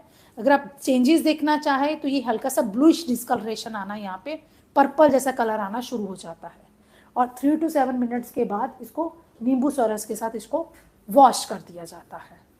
और प्राइमरी पाइल मास में जैसे ये फर्स्ट डिग्री हेमोरॉइड्स है, फर्स्ट डिग्री हेमोरॉइड जो है ये बाहर नहीं आता है, ये फर्स्ट डिग्री हेमोरॉइड है, पेशेंट के अंदर ही रहेगा, और ये कंजेस्टेड, क्योंकि यहाँ पे splash of the pan during the defecation, जैसे पेशेंट पॉटी करता है जोर लगाता है, ये उसको फील होता है कि समथिंग इज कमिंग आउट, मुझे यहाँ पे डिस्कम्फर्ट हो रहा है। आपने पी अपर रेक्टम एग्जामिनेशन किया, यहाँ पे आपको पाइल मास दिखा, आपने यहाँ पे क्षार लगा दी, क्षार लगाने के बाद 3 to 5 मिनट्स वेट किया, और उसके बाद आपने नींबू सोरस के साथ इसको डाइल्यूट नहीं कॉन्सेंट्रेटेड फॉर्म में लीजिए। नींबू सोरस को निकालने का तरीका कहता है आपने 10-15 नींबू ले लिए, डिपेंड अपॉन कितना हमें नींबू की रिक्वायरमेंट है। अगर हमने एक ही बार प्राइमरी पाइल मास एक ही पाइल मास है तो उसके लिए 2 या 3 नींबू बहुत ज़्यादा है, 10 ml तक रहेगा। तो उसको नींबू को स्क्वीज किया, उसका रस निकाला और उसको फिल्टर कर लिया, छान लिया। सीड नहीं आने चाहिए क्योंकि इसको हम भरेंगे सिरिंज के अंदर। सिरिंज के अंदर भर के कैथेटर की सहायता से, या आप डायरेक्ट भी, आपने यहाँ पे प्रोटोस्कोप वो डाला हुआ है अपना, ठीक है, प्रोटोस्कोप डाला हुआ, वहाँ से आपने डायरेक्ट पुश कर देना है, जो इस पर्टिकुलर एरिया पे एक्ट करेगा और ये फिर शेड ऑफ हो जाएगा। ये this is a primary mass. Slide change करना, सेकेंडरी पे। सेकेंड डिग्री ऑफ पाइल मास को हम कैसे देखेंगे? अगर इस पिक्चर में आप देख रहे हो, this is a second degree of pile मास। ये सेकेंड डिग्री पाइल मास है। सेकेंड डिग्री पाइल मास का जब हम इंटरनल स्ट्रक्चर देखते हैं तो ये पाइल मास यहां तक हमारे एक्सटर्नल पैसेज से थोड़ा सा बाहर दिखेगा।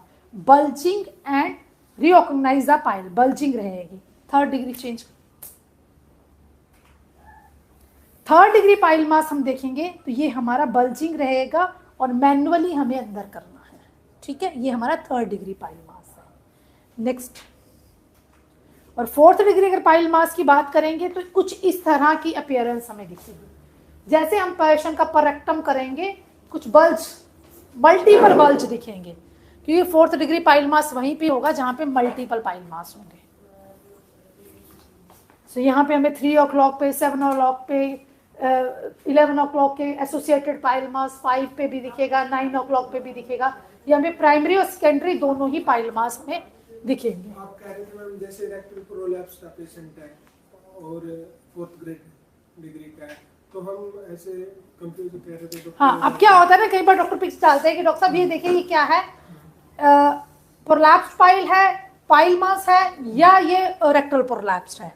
अब ये थोड़ा सा बल्ज कर रहा है, अब ये थोड़ा सा ज्यादा बल्ज होगा तो उसमें कंफ्यूजन होने लग पड़ता है। उस कंडीशन में आपने पेशेंट को कफिंग करवानी है, थोड़ा सा स्टेनिंग करानी है, तो स्टेनिंग करा के वो डिफ्रेंशिएट हो जाएगा। अगर प्रोलैप्स होगा तो वो पूरा का पूरा एनस जो है वो आपको बाहर आता हुआ दिखेगा, कि पूरा ऐसे गोल करके पूरा ऐसे बाहर सा दिख रहा है। और अगर पाइल मास होगा तो ये पर्टिकुलर एरिया पे बल्ज दिखेगा।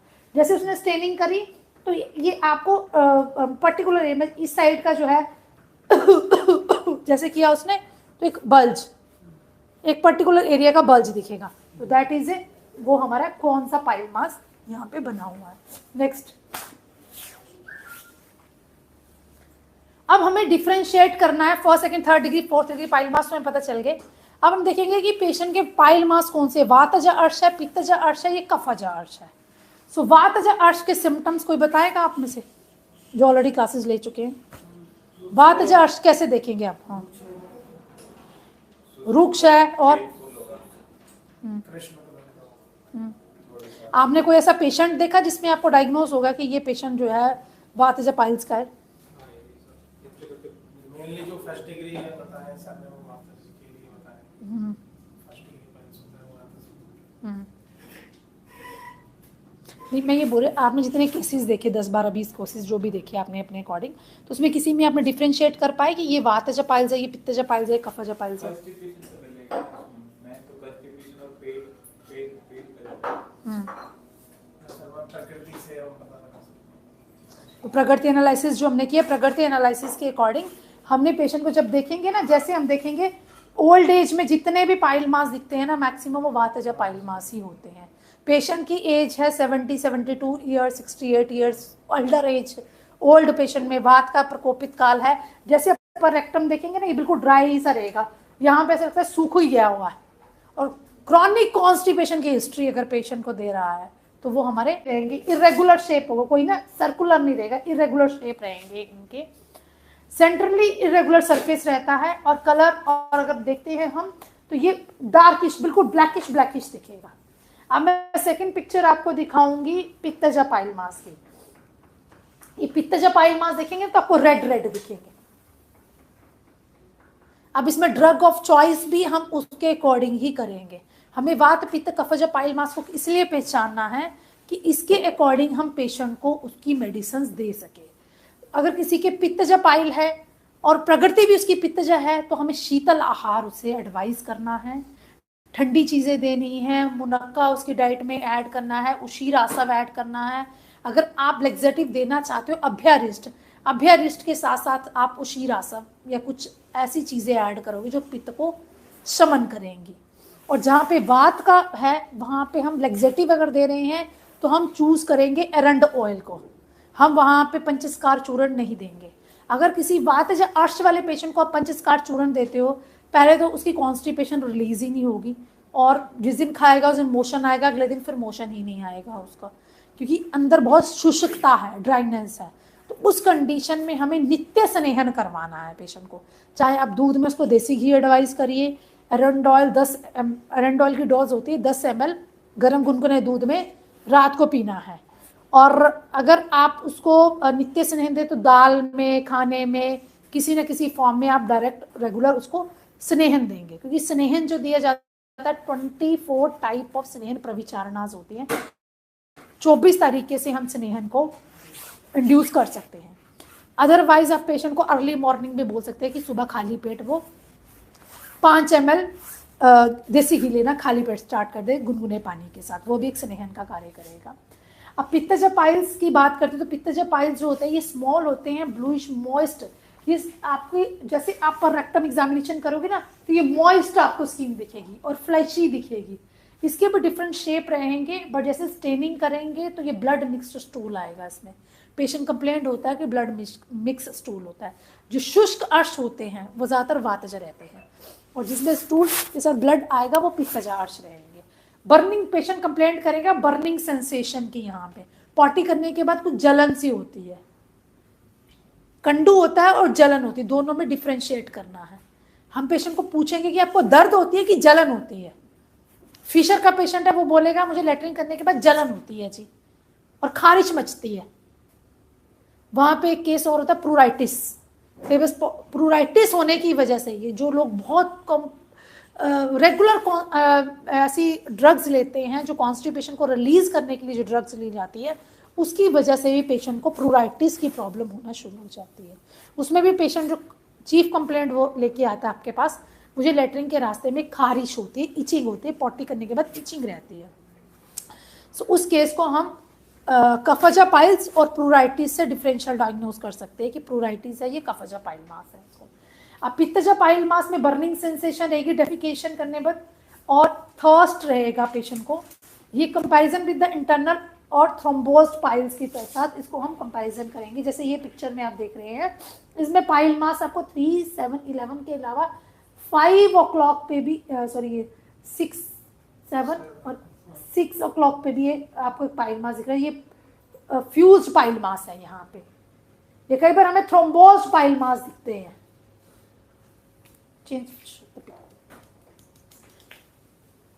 अब इस कंडीशन में आप देखेंगे ये हमारा कफजा पाइल मास है।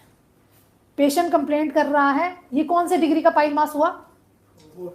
4th डिग्री का पाइल मास है। ठीक है, 4th डिग्री का पाइल मास है ये। और इसमें जो पाइल मास रहेगा ये बहुत रेड नहीं दिख रहा है हमें। जो पित्तजा पाइल मास देखे वो हमें बहुत रेडिश दिख रहे थे, कफजा पाइल मास हमें रेडिश नहीं दिखेंगे। अगर इस पिक्चर को भी हम देखते हैं, you can C in this picture also, इसमें स्मूथ रहेगा, ओवल शेप रहेंगे, फ्रेशी रहेंगे, और ये इचिंग के साथ पेशेंट कंप्लेंट करके आएगा। यहाँ पे पेशेंट कई बार कंडीशन में भी बताते कि म्यूकस, मुझे पॉटी के रास्ते में से कुछ ना सफ़ेद सफ़ेद सा गिरता है, या जिन लोगों को IBS की प्रॉब्लम होती है उस कंडीशन में भी हम कफजा पाइल मास देख सकते हैं। पेशेंट कंप्लेंट करता है कि मुझे 2 या 3 बार मोशन जाने पड़ता है, हर मोशन के बाद कुछ भी खाता हूँ, खाने के बाद मुझे लगता है कि मोशन पास करूँ और आओ गिरती है और लेटरिन के रास्ते से बाहर कुछ आता है। अब यहाँ पे 2 कंडीशंस जुड़ गई हैं। लेटरिन के रास्ते से कुछ बाहर आता है, वो ड्यू टू पाइल मास आ रहा है, और पेशेंट को हर बार खाने के बाद मोशन आता है और म्यूकस आता है उसमें। तो क्या होगा फिर उसमें? क्या बोल रहे हैं? संग्रहणी। क्योंकि पाइल्स उन केसेस में भी बहुत ज़्यादा दिखा जाता है जो पेशेंट संग्रहणी के होते हैं। तो उस कंडीशन में हम पेशेंट का जो फर्स्ट सिटिंग पे ही डायग्नोस हमारा हो गया कि patient is suffering with the संग्रहणी, और उसके साथ साथ उसको पाइल मास है। हम उसको 2 ट्रीटमेंट यहाँ पे एक्सप्लेन करेंगे। पहले आपका क्षार सूत्र विधि से हम पाइल्स निकालेंगे, आपके पैसेज को क्लीन करेंगे, और उसके बाद बस्ती की सहायता से आपके IBS का ट्रीटमेंट करेंगे। अगर इस कंडीशन में आप म्यूकस आ रहा है, आपने सिर्फ ये कर दिया, पाइल मास निकाल दिया और IBS का ट्रीटमेंट नहीं ठीक किया, तो फिर क्या होगा, रीअकरेंस ऑफ पाइल मास हो जाएगा। क्योंकि हमें ऊपर जहाँ फैक्ट्री जहाँ से प्रॉब्लम्स हो रही हैं उस चीज़ को रेक्टिफाई करना बहुत ज़रूरी है। अगर IBS की प्रॉब्लम है, first of all pile mass operate करना है, उसके बाद हम उसको बस्तीज एक्सप्लेन करेंगे। IBS में पिच्छा बस्ती दी जाती है, पिच्छा बस्ती को दिया जाता है, साथ में ओरल ड्रग्स आप डाल सकते हैं, कुटेजकनवटी, कुटजारिस्ट, घृणिक्रपाट रस है वो साथ में चलेगा। 3 to 4 मंथ्स आप ओरल मेडिसिन पे रखोगे, तभी पेशेंट जो है वो कंप्लीट क्योर की तरफ जाता है। Change the slide. पिच्छा बस्ती की रिपीटेड सिटिंग होती है, एवरी मंथ 7 दिन सिटिंग दोगे। या आप अगर पेशेंट को क्षीर बस्ती भी दी जा सकती है, तक्र बस्ती भी दी जा सकती है। 3 लाइन ऑफ ट्रीटमेंट होते हैं इसमें। आप सिम्टम्स देखोगे कि पेशेंट के सिम्टम्स क्या है, और तक्रारिष्ट तक्र पीने को देंगे। छाछ जो है वह डाइट चार्ट, जब भी आप पाइल्स के लिए पेशेंट आपके पास OPDs में आता है तो सबसे पहले आप उसका जो डाइट है उसमें ऐड कर दोगे तक्र। ये आयुर्वेदिक लिटरेचर में वात पित्त कफज पाइल मास के लिए अलग अलग से तक्र को बनाने का तरीका बताया गया है। किसी में आप हींग डालोगे, काली मिर्च डालोगे, सेंधव नमक डालोगे, या मुस्तादी पाउडर के साथ बिलवादी पाउडर के साथ मिक्स करके जो अग्नि है वो प्रज्वलित हो जाएगी। हमें जो काम करना है जाठराग्नि पे काम करना है। जैसे हम जाठराग्नि पे काम करेंगे तो ऑटोमेटिकली जो एसोसिएटेड कंप्लेंट्स हैं पेशेंट की वो सब सबसाइड हो जाएगी। नेक्स्ट केस आता है रक्तजा अर्श। रक्तजा अर्श ये आपको अलग से ही पाइल मास दिखते हैं। ये फ्लैशी मासेस रहेंगे विच ब्लीड एक्सेसिवली ड्यूरिंग डेफिकेशन। एक पेशेंट कंप्लेंट करता है बहुत ब्लीडिंग हो रही है, प्रोफ्यूज ब्लीडिंग होती है पॉटी करने के बाद, लेटरिन के रास्ते से ज़्यादा ब्लड गिरता है, और usually associated with blood loose symptoms. True bleeding haemorrhoids belongs to रक्तजा अर्श। पेशेंट की अगर कंप्लेंट ही ये है कि उसको पेन नहीं है, इचिंग नहीं है, सिर्फ लेटरिंग करने में ब्लड आता है, तो वो कौन से हेमरॉइड्स हुए, रक्तजा अर्श। तो उसमें हमें क्या चेक करना चाहिए पेशेंट का, सबसे पहले HB। जिसको भी रक्तजा अर्श होगा उस पेशेंट का HB डाउन जाएगा। तो उसमें जो लाइन ऑफ ट्रीटमेंट हम क्या देंगे,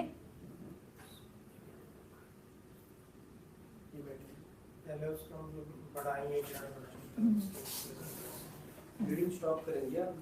ब्लीडिंग स्टॉप करने के लिए क्या क्या दे सकते हैं, कुछ कोई से ड्रग्स आपने जब चैप्टर में पढ़े ऑलरेडी, ऑनलाइन क्लासेस में भी आपको याद हो कि दुर्वादी तेल की बस्ती दे सकते हैं। रक्तजा अर्श में लिखिए आप क्या क्या मेडिसिन दी जा सकती है। पेशेंट अगर फर्स्ट विजिट पे भी कंप्लेंट कर रहा है, उसको बहुत ज़्यादा एक्सेसिव ब्लीडिंग है, तो उसमें क्या क्या आप देंगे सबसे पहले दवाइयों में, बोल भद्र रस। बोल भद्र रस आपने, उसी तरह आयुर्वेदिक बोल भद्र रस काम करता है। बहुत एक्सेसिव ब्लीडिंग है तो गेंदे के फूल जो होते हैं ये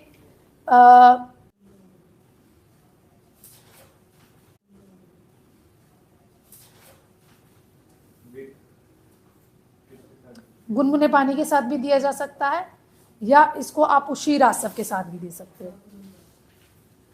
जहां पे भी रक्तजा की बात हो रही है वहां पे हमें तीक्ष्ण उष्ण वीर्य द्रव्य कोई नहीं देना है। अगर हम उसमें त्रिकटु चूर्ण देंगे रक्तजा अर्श है तो क्या होगा, उसमें और ब्लीडिंग बढ़ जाएगी। तो हमें दीपन पाचनीय भी अगर ऐड करना है तो ना तो हम त्रिकटु चूर्ण ऐड करेंगे ना अग्नितुंडी वटी इसमें ऐड करेंगे, क्योंकि अग्नितुंडी वटी इज द बेस्ट दीपन पाचनीय। बट अग्नितुंडी वटी में क्या है, कुचला पड़ा हुआ है।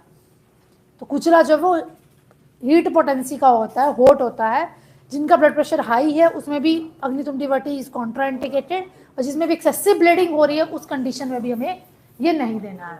सो फर्स्ट विजिट पे आप पहले पेशेंट की जो ब्लीडिंग स्टॉप करेंगे, फिर उसको पाइल्स की सर्जरीज ही आपने एक्सप्लेन करनी है, फिर पाइल्स की उसकी सर्जरी करेंगे।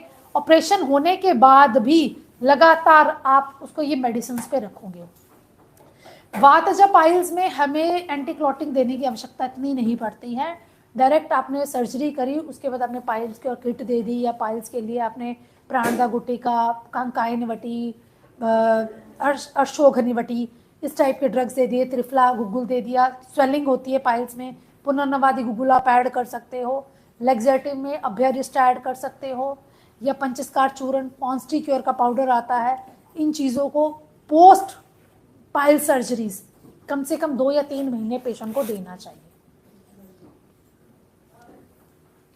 अगर कोई भी आप लैक्सेटिव चूज करते हो उसके साथ आप दीपन पाचन जरूर आवश्यक डालें।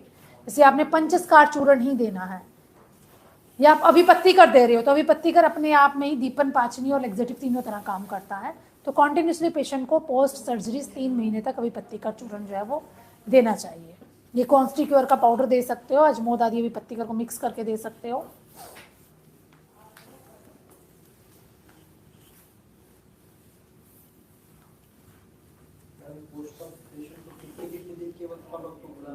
देखो जब हमने सर्जरी करी मिनिमम ऑफ 7 डेज उसको लगातार ड्रेसिंग करनी चाहिए। 7 डेज की सर्जरी मतलब जब तक पाइल मास कट नहीं करता, निकल नहीं जाता, तब तक पेशेंट को डिस्कम्फर्ट रहता है। अगर पेशेंट आपका दूर से आ रहा है, हो सकता है कि 50 किलोमीटर दूर, 60 किलोमीटर दूर से आ रहा है, तो आप पेशेंट को घर के लिए सामान दे दो, उसको ड्रेसिंग के लिए उसको गाइडलाइन दे दो कैसे ड्रेसिंग करनी है, तो वो घर पे लगातार ड्रेसिंग करता रहे। और सिज बात, आपने सर्जरी करी, सर्जरी करने के बाद कम से कम 15 डेज तक पेशेंट को सिज बात करवाना चाहिए। सिज बात क्यों करवाना चाहिए? फर्स्ट ऑफ ऑल, एक तो इन्फेक्शन के चांसेस जो है वो बहुत कम हो जाते हैं। सेकंड, आयुर्वेद में लिखा गया है स्वेदन चिकित्सा। अगर पेशेंट को पेन है, डिस्कम्फर्ट है, जैसे आप अवगाह स्वेदन दोगे, अवगाह स्वेदन क्या है? टब बात है, टब में बैठ के वो सिकाई करेगा जिससे हमारे इंटरनल स्फिंक्टर्स को हेल्प मिलेगी, मसल्स रिलैक्स होगी, ऑटोमेटिकली पेशेंट का पेन सबसाइड हो जाएगा। फिशर का केस है, एक्यूट फिशर है, पेशेंट की सर्जरी नहीं करवानी है अगर आपने, तो फर्स्ट लाइन ऑफ ट्रीटमेंट ही अवगाह स्वेदन है और टब बाथ एडवाइस करेंगे पेशेंट को। तो सर्जरी के बाद हमें क्या क्या चीज़ें देनी है? हमें पेशेंट को कम से कम 3 मंथ तक ओरल मेडिसिन पे रखना है, 15 दिन तक उसको अवगाह स्वेदन करवाना है। पेशेंट को प्रिकॉशंस में बताना है कि डाइट में वो सख्त चीज़ें, हार्ड चीज़ें कुछ नहीं लेगा, no dry fruit, liquid diet लेनी है, और डाइट में कम से कम 4 से 5 लीटर पानी प्रतिदिन वो पिएगा। अगर आप पेशेंट का डाइट चार्ट भी बना के देते हो तो डाइट चार्ट हमारा क्या होना चाहिए? सबसे पहले टाइमिंग, हम पेशेंट को एडवाइस करेंगे सुबह 8 बजे ब्रेकफास्ट ले, 1 बजे लंच ले और रात को 8 बजे तक डिनर वो अपना ले ले। सुबह के ब्रेकफास्ट में जो डाइट होनी चाहिए प्रेफरेबली वो फ्रूट्स होने चाहिए, इक्वल क्वांटिटी ऑफ जितना उसका बॉडी वेट है। अगर पेशेंट का बॉडी वेट जो है वो 70 किलो है तो 700 ग्राम तक वो फ्रूट्स लेगा। फ्रूट में प्रेफरेबल फ्रूट जो रहेगा पपीता, गुआवा, खीरा।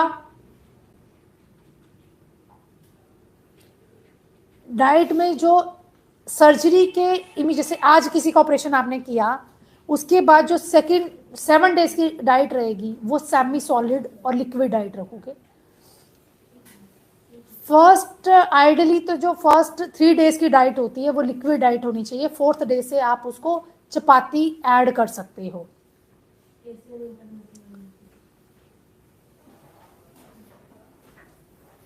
डाइट चार्ट आपको यहाँ पे मिल जाएगा, आप डाइट चार्ट ले सकते हो। पाइल्स के केस का, पाइल्स में क्या लेना है डाइट चार्ट, फिशर में क्या लेना है, फिस्टुला में क्या लेना है।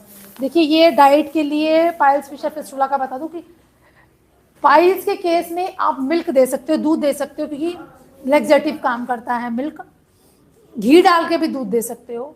बट अगर फिस्टुला को ऑपरेट किया है तो उस कंडीशन में हमें मिल्क नहीं देना। क्यों नहीं देना है? पस क्यों बनेगी?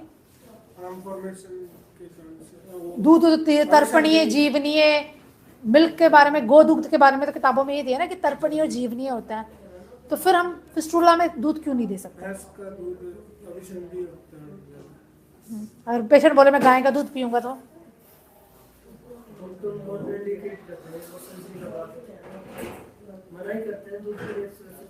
क्यों मना करते हैं? वही पूछ रही हूँ ना, मना तो करते हैं, क्यों मना करते हैं? डॉक्टर साहब मना करते हैं, बाकी भी सब डॉक्टर्स मना करते हैं फिस्टुला के बाद, अब सर्जरी के बाद दूध मत पियो। क्यों? जो डाइजेशन होता है ना, ब्लड सप्लाई एक नीचे हीलिंग में लग रही है और पेट में जो गुरु आहार जाएगा तो वहाँ पर सारा मेटाबॉलिक। तो पाइल्स में नहीं होगा क्या? पाइल्स में भी अपनी सर्जरी करी, फिर आप दूध क्यों दे दोगे? पाइल्स की सर्जरी में दूध देते हैं? स्टार्टिंग में हमने पढ़ा ना, स्टार्टिंग में डॉक्टर साहब हमने पढ़ा कि हमें मिल्क से ही हम पता करेंगे मृदु मध्य क्रूर कोष्ठ क्या है। तो पाइल्स की सर्जरी में हम दूध दे सकते हैं, पर फिस्टुला में हम मना करते हैं, क्यों? फिस्टुला जो है वो कॉन्स्टिपेशन की वजह से नहीं है ना। हाँ, तो पाइल्स तो है, पाइल्स में हमने मृदु कोष्ठ के लिए जैसे आसानी से उसको पास हो हाँ। जाए इसलिए हमने बता दिया। लेकिन फिस्टुला हाँ नहीं, लाइन पे आ रहे हो सही, थोड़ा सा और सोचो कि क्या हो सकता है। दूध के गुण पे जाओगे, उसके कर्म पे जाओगे, तो you will get the idea कि क्यों फिस्टुला में पेशेंट पूछता है कि डॉक्टर साहब क्यों नहीं लूँ दूध मैं। हरियाणा का बंदा को तो पूछेगा ही आपसे, क्योंकि उनको दूध पीने की आदत होती है कि मेरा दूध ही बंद करा दिया, मेरे को ताकत कहाँ से आएगी, मैं तो कमजोर हो जाऊंगा। गुरु होता है कफ कारक। और मवाद कैसे बनता है बॉडी में? मवाद किसका वो है? कफ दोष की वृद्धि के कारण मवाद बनती है। फिस्टुला में क्या बनता है? मवाद बनती है। इसीलिए दूध को बंद किया जाता है, क्योंकि वो कफ कारक होता है।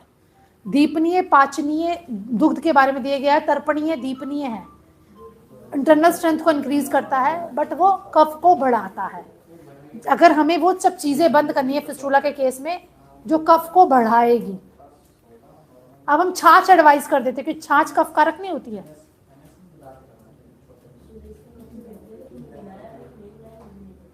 दही कफ कारक होता है कि नहीं होता है? दही होता है, अभी सर्दी होता है, हाँ, लेकिन छाछ तो पाइल्स में हम दही दे सकते हैं।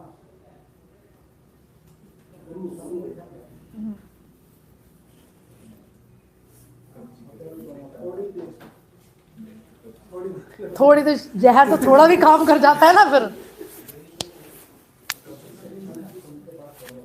दही is contraindicated in piles, fissure, fistula, किसी में भी दही नहीं देना है। छाछ आप दे सकते हो, तीनों ही केसेस में छाछ दे सकते हो। इवन छाछ आप रेक्टल प्रोलैप्स में भी छाछ को दिया जा सकता है, क्योंकि छाछ के गुण धर्म जो है वो अलग होते हैं। और छाछ बनाने के लिए पेशेंट को प्रेफर करिए। छाछ कई तरह की छाछ आती है जो मथ के बनाई जाती है। लोग क्या करते हैं, दही लेते, दही में पानी डाल के उसकी छाछ बना लेते हैं और हमने छाछ पी ली। वो छाछ नहीं होती है, वो लस्सी होती है। उसके गुण अलग है। जो मथ के निकाली जाती है, तक्र, जो हमारा बटर निकाला जाता है, बटर को मथ के जो निकाली जाती है उसको हम छाछ बोलते हैं। उस छाछ के गुण जो है वो उत्तम माने गए हैं, वही छाछ पेशेंट को लेनी चाहिए। Next slide. अब दो तरह के अर्श आते हैं, दैट इज ए सहज अर्श, जो जेनेटिकली होते हैं। बच्चों में देखा होगा, पैदा होने के बाद ही लेटरिन के रास्ते से कुछ बाहर निकलता है, या बचपन से ही डेवलप होता है, दैट इज ए सहज अर्श। यहाँ पे रेक्टल पॉलिप देख रहे हो, छोटे बच्चे को पॉटी के रास्ते से कुछ बाहर आता है और फिर वो अंदर चला जाता है। जैसे ही अगर आपने इसकी सर्जरी करनी है तो इसकी सर्जरी कैसे की जाती है मंजीत जी? पॉलिप की, रेक्टल पॉलिप देखा ना आपने, कैसे करते हो पॉलिप की सर्जरी? कैसे बांधते हो बताओ? पॉलिप से क्या समझते हो आप? जैसे लेटरिन के रास्ते से बाहर निकल रहा है, फिर कैसे करते हैं इसकी सर्जरी? बच्चे को मतलब जब लैट्रिन में पहले लगा देते हैं, ठीक, उसके बाद जब वो लैट्रिन करता है, पॉलिप बाहर आ जाता है, उसको बच्चे को उठा लाता है। इसमें क्विक एक्शन लेना होता है हमें, क्योंकि जैसे वो पॉलिप बाहर निकलेगा उसी टाइम बिना धुले, मतलब धुलना नहीं उसको, लैट्रिन ले आओ और उसको अर्ज रहे कि मुझे पॉटी आ रही है, क्योंकि पॉलिप तभी बाहर निकलेगा जब उसको अर्ज रहेगी। जैसे उसने स्क्वीज किया, दबाव दिया, तो वो पॉलिप, हाँ, जैसे नॉर्मल पोजीशन में आएगा तो वो अंदर चला जाएगा, फिर आपको नहीं मिलेगा। जैसे पेशेंट ने स्क्वीज किया, उसका पॉलिप बाहर आया, उस कंडीशन में इसको टाइट करके इसको लाइगेट कर दिया जाता है। ये सहज अर्श है। Slide change. त्रिदोषज अर्श। अब कई बार इस तरह के कंडीशंस दिखेंगे, बहुत बड़े बड़े पाइल मास है, यहाँ पे कंफ्यूजन हो जाती है कि ये सीए है, ये पाइल मास है, इसको ऑपरेट करना है या नहीं करना है। इस कंडीशंस को क्या करना है हमें? त्याज्य। सब केस हम नहीं कर सकते, कुछ केस हमें छोड़ देने हैं। तो फर्स्ट ऑफ ऑल तो हमें ये देखना है कि हमें कौन से केसेस को करना है और कौन से पेशेंट्स को हमें छोड़ना है। इस तरह के अगर दिखता है कि लेटरिन के रास्ते से बहुत बड़ा सा मल्टीपल पाइल दिख रहा है, ये पूरा का पूरा गुदमार्ग बाहर आ रहा है, टच टू ब्लीड, जैसे ही हमने टच किया वहां पे ब्लीडिंग होना शुरू हो गई, वो क्या है? मैलिग्नेंट कंडीशंस है। जहां पे भी मैलिग्नेंसी है उस कंडीशंस को हमें टच नहीं करना है, रेफर टू हायर सेंटर, वो रेडियोथेरेपी कीमोथेरेपी कुछ भी करे, उन कंडीशंस को हमें टच नहीं करना है, क्योंकि अर्बुद की चिकित्सा भी आयुर्वेदा में व्याख्यान किया गया है, बट आफ्टर डूइंग, मतलब बहुत प्रैक्टिस करने के बाद आप उसको कर सकते हो, but initially assessment, initially practice में इन चीज़ों को हमें छोड़ देना चाहिए। जब भी आप प्रैक्टिस स्टार्ट करते हो पाइल्स फिशर फिस्टुला की, फर्स्ट ऑफ ऑल आपको प्राइमरी पाइल पे काम करना चाहिए, सेकेंडरी पाइल पे काम करना चाहिए। 3rd डिग्री पाइल मास है, लाइगेट कर सकते हो। स्टार्टिंग में आपको किसी सीनियर की हेल्प लेनी चाहिए, जब आपको कॉन्फिडेंस हो जाए तभी आपको करना चाहिए। अगर आपने फर्स्ट पाइल मास ही 4th डिग्री पाइल मास बांध दिया और होगा वो फ्यूज्ड पाइल हुआ, तो फिर क्या होगा? आपका कॉन्फिडेंस, पेशेंट बार बार फोन करेगा, डॉक्टर मेरे को दर्द होगी, मेरे को कैसा, मेरा ऑपरेशन कर दिया, परेशान हो गया हूँ मैं, ये है, तो क्या होता है उसमें डॉक्टर का मोरल भी वीक होता है और लोकल एरिया में आपकी नेगेटिविटी भी आती है। तो फर्स्ट जब भी आप प्रैक्टिस स्टार्ट करते हो इस साइंस में, आपको स्टेप बाय स्टेप अपनी प्रैक्टिस को परफॉर्म करना है, जिससे आपका मोरल बिल्ड रहे and you can do best, अपना बेस्ट दे सके आप कम्युनिटी के अंदर। तो इस तरह के पाइल मास जो है मैलिग्नेंट माइलोमा है, ये कैंसरस कंडीशन है, CA ऑफ एनल के नाम है। इन कंडीशंस को हमें सर्जरीज के लिए प्रेफर नहीं करना है।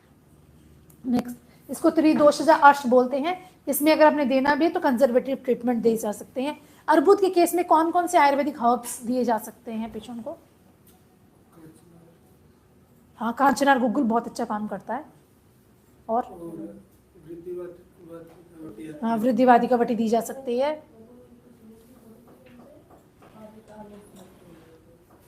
क्योंकि पेशेंट कई बार इस कंडीशन में आता है, वो बोलता है मैं एलोपैथिक में नहीं जाना चाहता या मैं कीमोथेरेपी कुछ भी नहीं लेना चाहता, आप देखिए मुझे क्या बेस्ट कर सकते हो। तो इस कंडीशन में हम सर्जरीज नहीं करेंगे, उसको ओरल मेडिसिन पे आप पेशेंट्स को डाल सकते हो। उसमें माइल्ड रिलैक्सेटिव आप लगातार डालोगे, और उसके साथ साथ आप कांचनार गुग्गुल, वृद्धिवादिका वटी, पंचस्कार चूर्ण, अभिपत्तिकर चूर्ण, इस तरह की ड्रग्स को आप ऐड ऑन कर सकते हो। अब हम केस हिस्ट्री कैसे लेंगे? हमने समझ लिया पाइल्स क्या है, डिग्री ऑफ पाइल समझ लिया, शुष्क अर्श कौन से होते हैं, सहज अर्श कौन से होते हैं, वात पित्त कफज अर्श को कैसे डायग्नोज करें। अब मैंने स्टार्टिंग से लेक्चर में ये बताया है कि पेशेंट की हमने हिस्ट्री कैसे लेने हैं।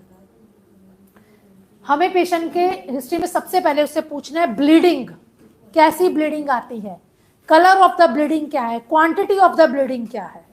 पेशेंट कंप्लेंट करता है मुझे लेटरिन के रास्ते से खून गिरता है, कितना खून आता है, हर बार मोशन में खून आता है, क्वांटिटी कितनी आती है, कलर ऑफ द ब्लड क्या है, काला काला तो नहीं गिरता, क्लॉट्स तो नहीं आते, चकत्ते तो नहीं जमते तुम्हें, प्रोलैप्स है तो पेशेंट कंप्लेंट करेगा लेटरिन का रास्ता बाहर आ रहा है। पेन है, किस किस कंडीशंस में पेन हो सकती है पेशेंट को? पेशेंट बताता है कि मुझे लेटरिन के रास्ते में पेन है, तो कौन कौन सी कंडीशन हो सकती है पेन?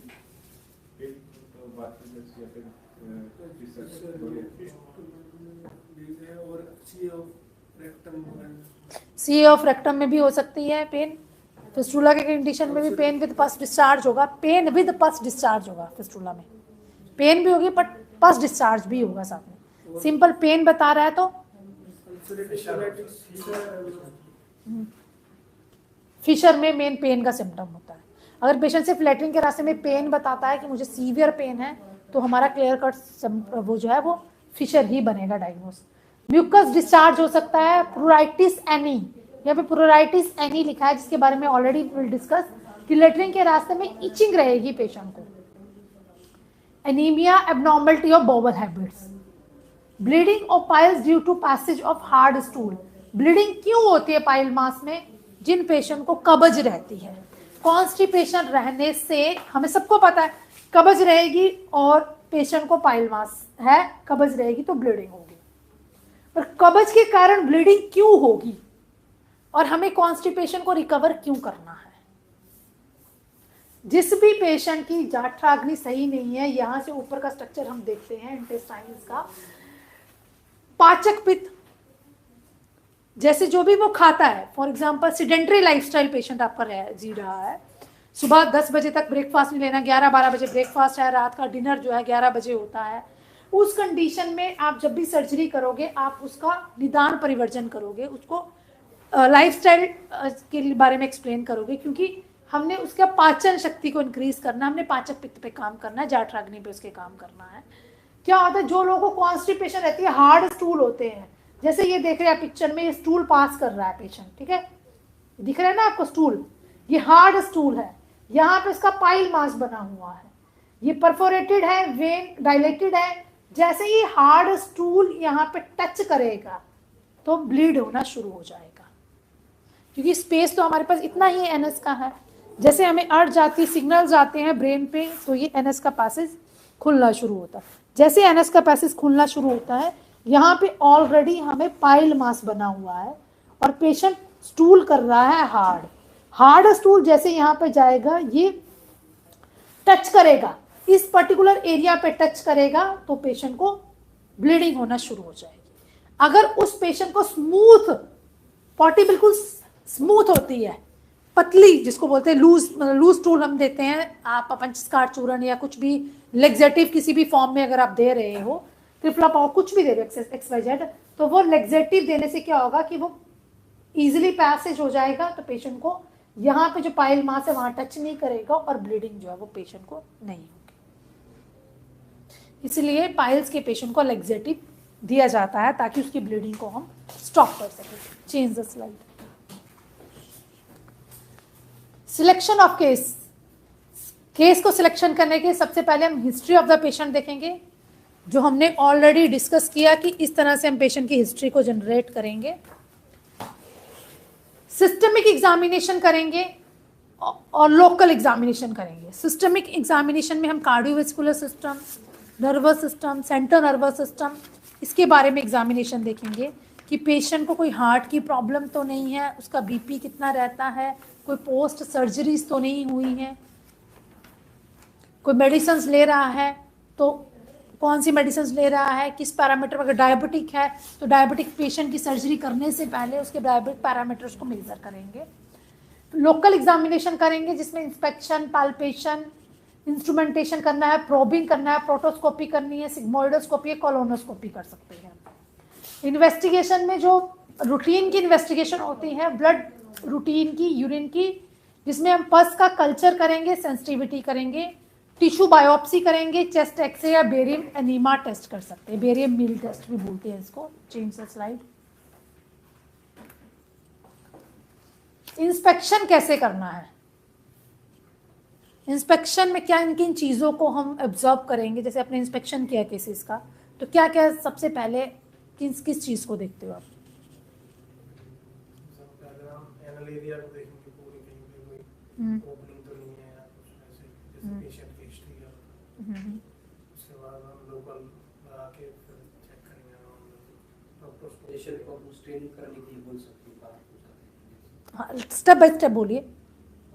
लोकल एग्जामिनेशन, हाँ, लोकल एग्जामिनेशन कैसे करेंगे? कोई ओपनिंग है क्या, हाँ, प्रोराइटिस है क्या, कोई फंगल इन्फेक्शन, सेकेंडरी इन्फेक्शन है क्या।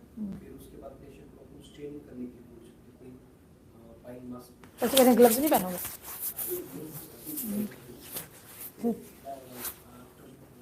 उसके बाद हाइड्रोजन जल्दी से पेशेंट को एश्योर करके फर्क करेंगे।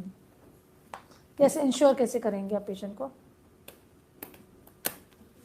कैसे करोगे डॉक्टर साहब? परक्टल एग्जामिनेशन, आपको पेशेंट दे दिया, पेशेंट है हमारे पास, तो बोला जाओ डॉक्टर साहब देख के आओ, उसको क्या है, पाइल्स, फिशर, फिस्टुला, कैसे एग्जामिन करोगे आप?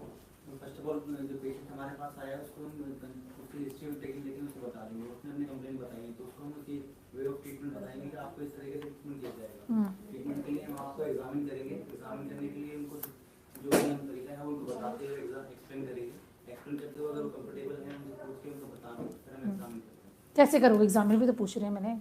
माय क्वेश्चन इज इसके आप एग्जामिन कैसे करोगे? आपको पेशेंट दे दिया हमने, डॉक्टर मंजीत अभी आपको ले जाएंगे, पेशेंट है, आपको बोला कि डॉक्टर साहब एग्जामिन करो और डायग्नोज करो उसका कि क्या पाइल्स है, फिशर है, फिस्टुला, कैसे क्या ट्रीटमेंट, आप कैसे करोगे एग्जामिन उसको? ठीक है, हम पेशेंट से हिस्ट्री ले ली और हिस्ट्री में हमें लगा कि उसको हमें पाइल्स से लग रहा है, तो हाँ। पाइल्स में भी उन्होंने बताया कि जो फ्रेश होते हैं तो उस टाइम में उनको ब्लीडिंग स्टूल लग रहा है, तो उस टाइम पे उन्होंने बता के तो फर्स्ट रिंग आप इधर उधर की बातें घुमा रहे हो, मेन बात नहीं बता रहे कि कैसे आप उसका एग्जामिन कैसे करोगे। हिस्ट्री तो होगी, बात हमने हिस्ट्री ले ली, हमने पेशेंट को लेटा दिया है, अब लेटाने के बाद एग्जामिनेशन करना है, हमने इंस्पेक्शन करना है, तो कैसे कैसे इंस्पेक्शन करेंगे। तो आपके पेशेंट में लेगा के ग्लास टाइम के लुब्रिकेंट करके फिंगर इंसर्ट करके पाल्पेट करेंगे। हम लिथोटॉमिकली पोजीशन पे ही कर सकते हैं, दूसरी एक और पोजीशन भी जिसमें पेशेंट को एग्जामिन किया जा सकता है, लेफ्ट लेटरल पोजीशन पे। कॉमनेस्ट पोजीशन जो है लिथोटॉमिकल है, ये लेफ्ट लेटरल, दोनों ही पोजीशन पे एग्जामिनेशन किया जा सकता है। फिर हम पाल्पेट करेंगे जो हम बाय हैंड्रेड साइड को साइड कौन सा है उनका थर्ड ऑपरेशन तो उस पे फिर क्लॉक है, सेवन क्लॉक है, 11 क्लॉक है, प्राइमरी है, सेकेंडरी है।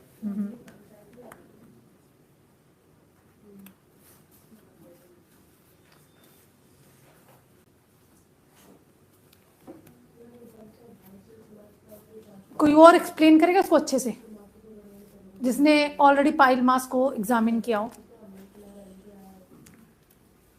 डॉक्टर साहब एग्जामिन किया पाइल मास को, किया? हाँ तो बताओ कैसे कैसे एग्जामिन करते हैं आप, आगे आगे बताओ। हाँ यही से बताओ चलो। पेशेंट को लिथोटॉमिक पोजीशन में लेटाने के बाद डॉक्टर साहब फर्स्ट लिथोटॉमिकल पोजीशन में लिटाएंगे हम, फिर लिग्नोकेनियस जेली जो भी है सोल इंडेक्स फिंगर से स्लोली उसको पुश करते हुए जेली डालते हुए। फिंगर कैसी रहेगी हमारी, किस तरह जाएगी, ऐसे जाएगी, ऐसे जाएगी, ऐसे जाएगी, किसी भी रास्ते में जाएगी। एंटीरियर प्रेस करेंगे, प्रेस करने के बाद धीरे धीरे अंदर डालते हुए 4 सेंटीमीटर की अपनी गुदा मार के हिसाब से डालने के बाद फिर उसको रोटेट करना है क्लॉकवाइज। रोटेट करने के बाद 3 पे 7 पे 11 पे जहाँ भी वो फील हो जाएगा, पाल्पेट हो जाएगा।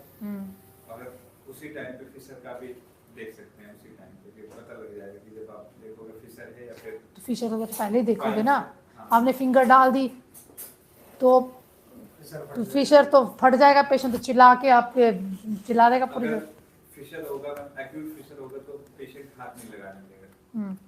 वो क्रोनिक फिशर है इसलिए आपको एग्जामिनेशन करने देगा, पाइल्स का फील करना। उसमें अगर ज्यादा ही क्रोनिक है तो मैं उसमें सेकेंडरी पाइल्स भी फील हो सकता है।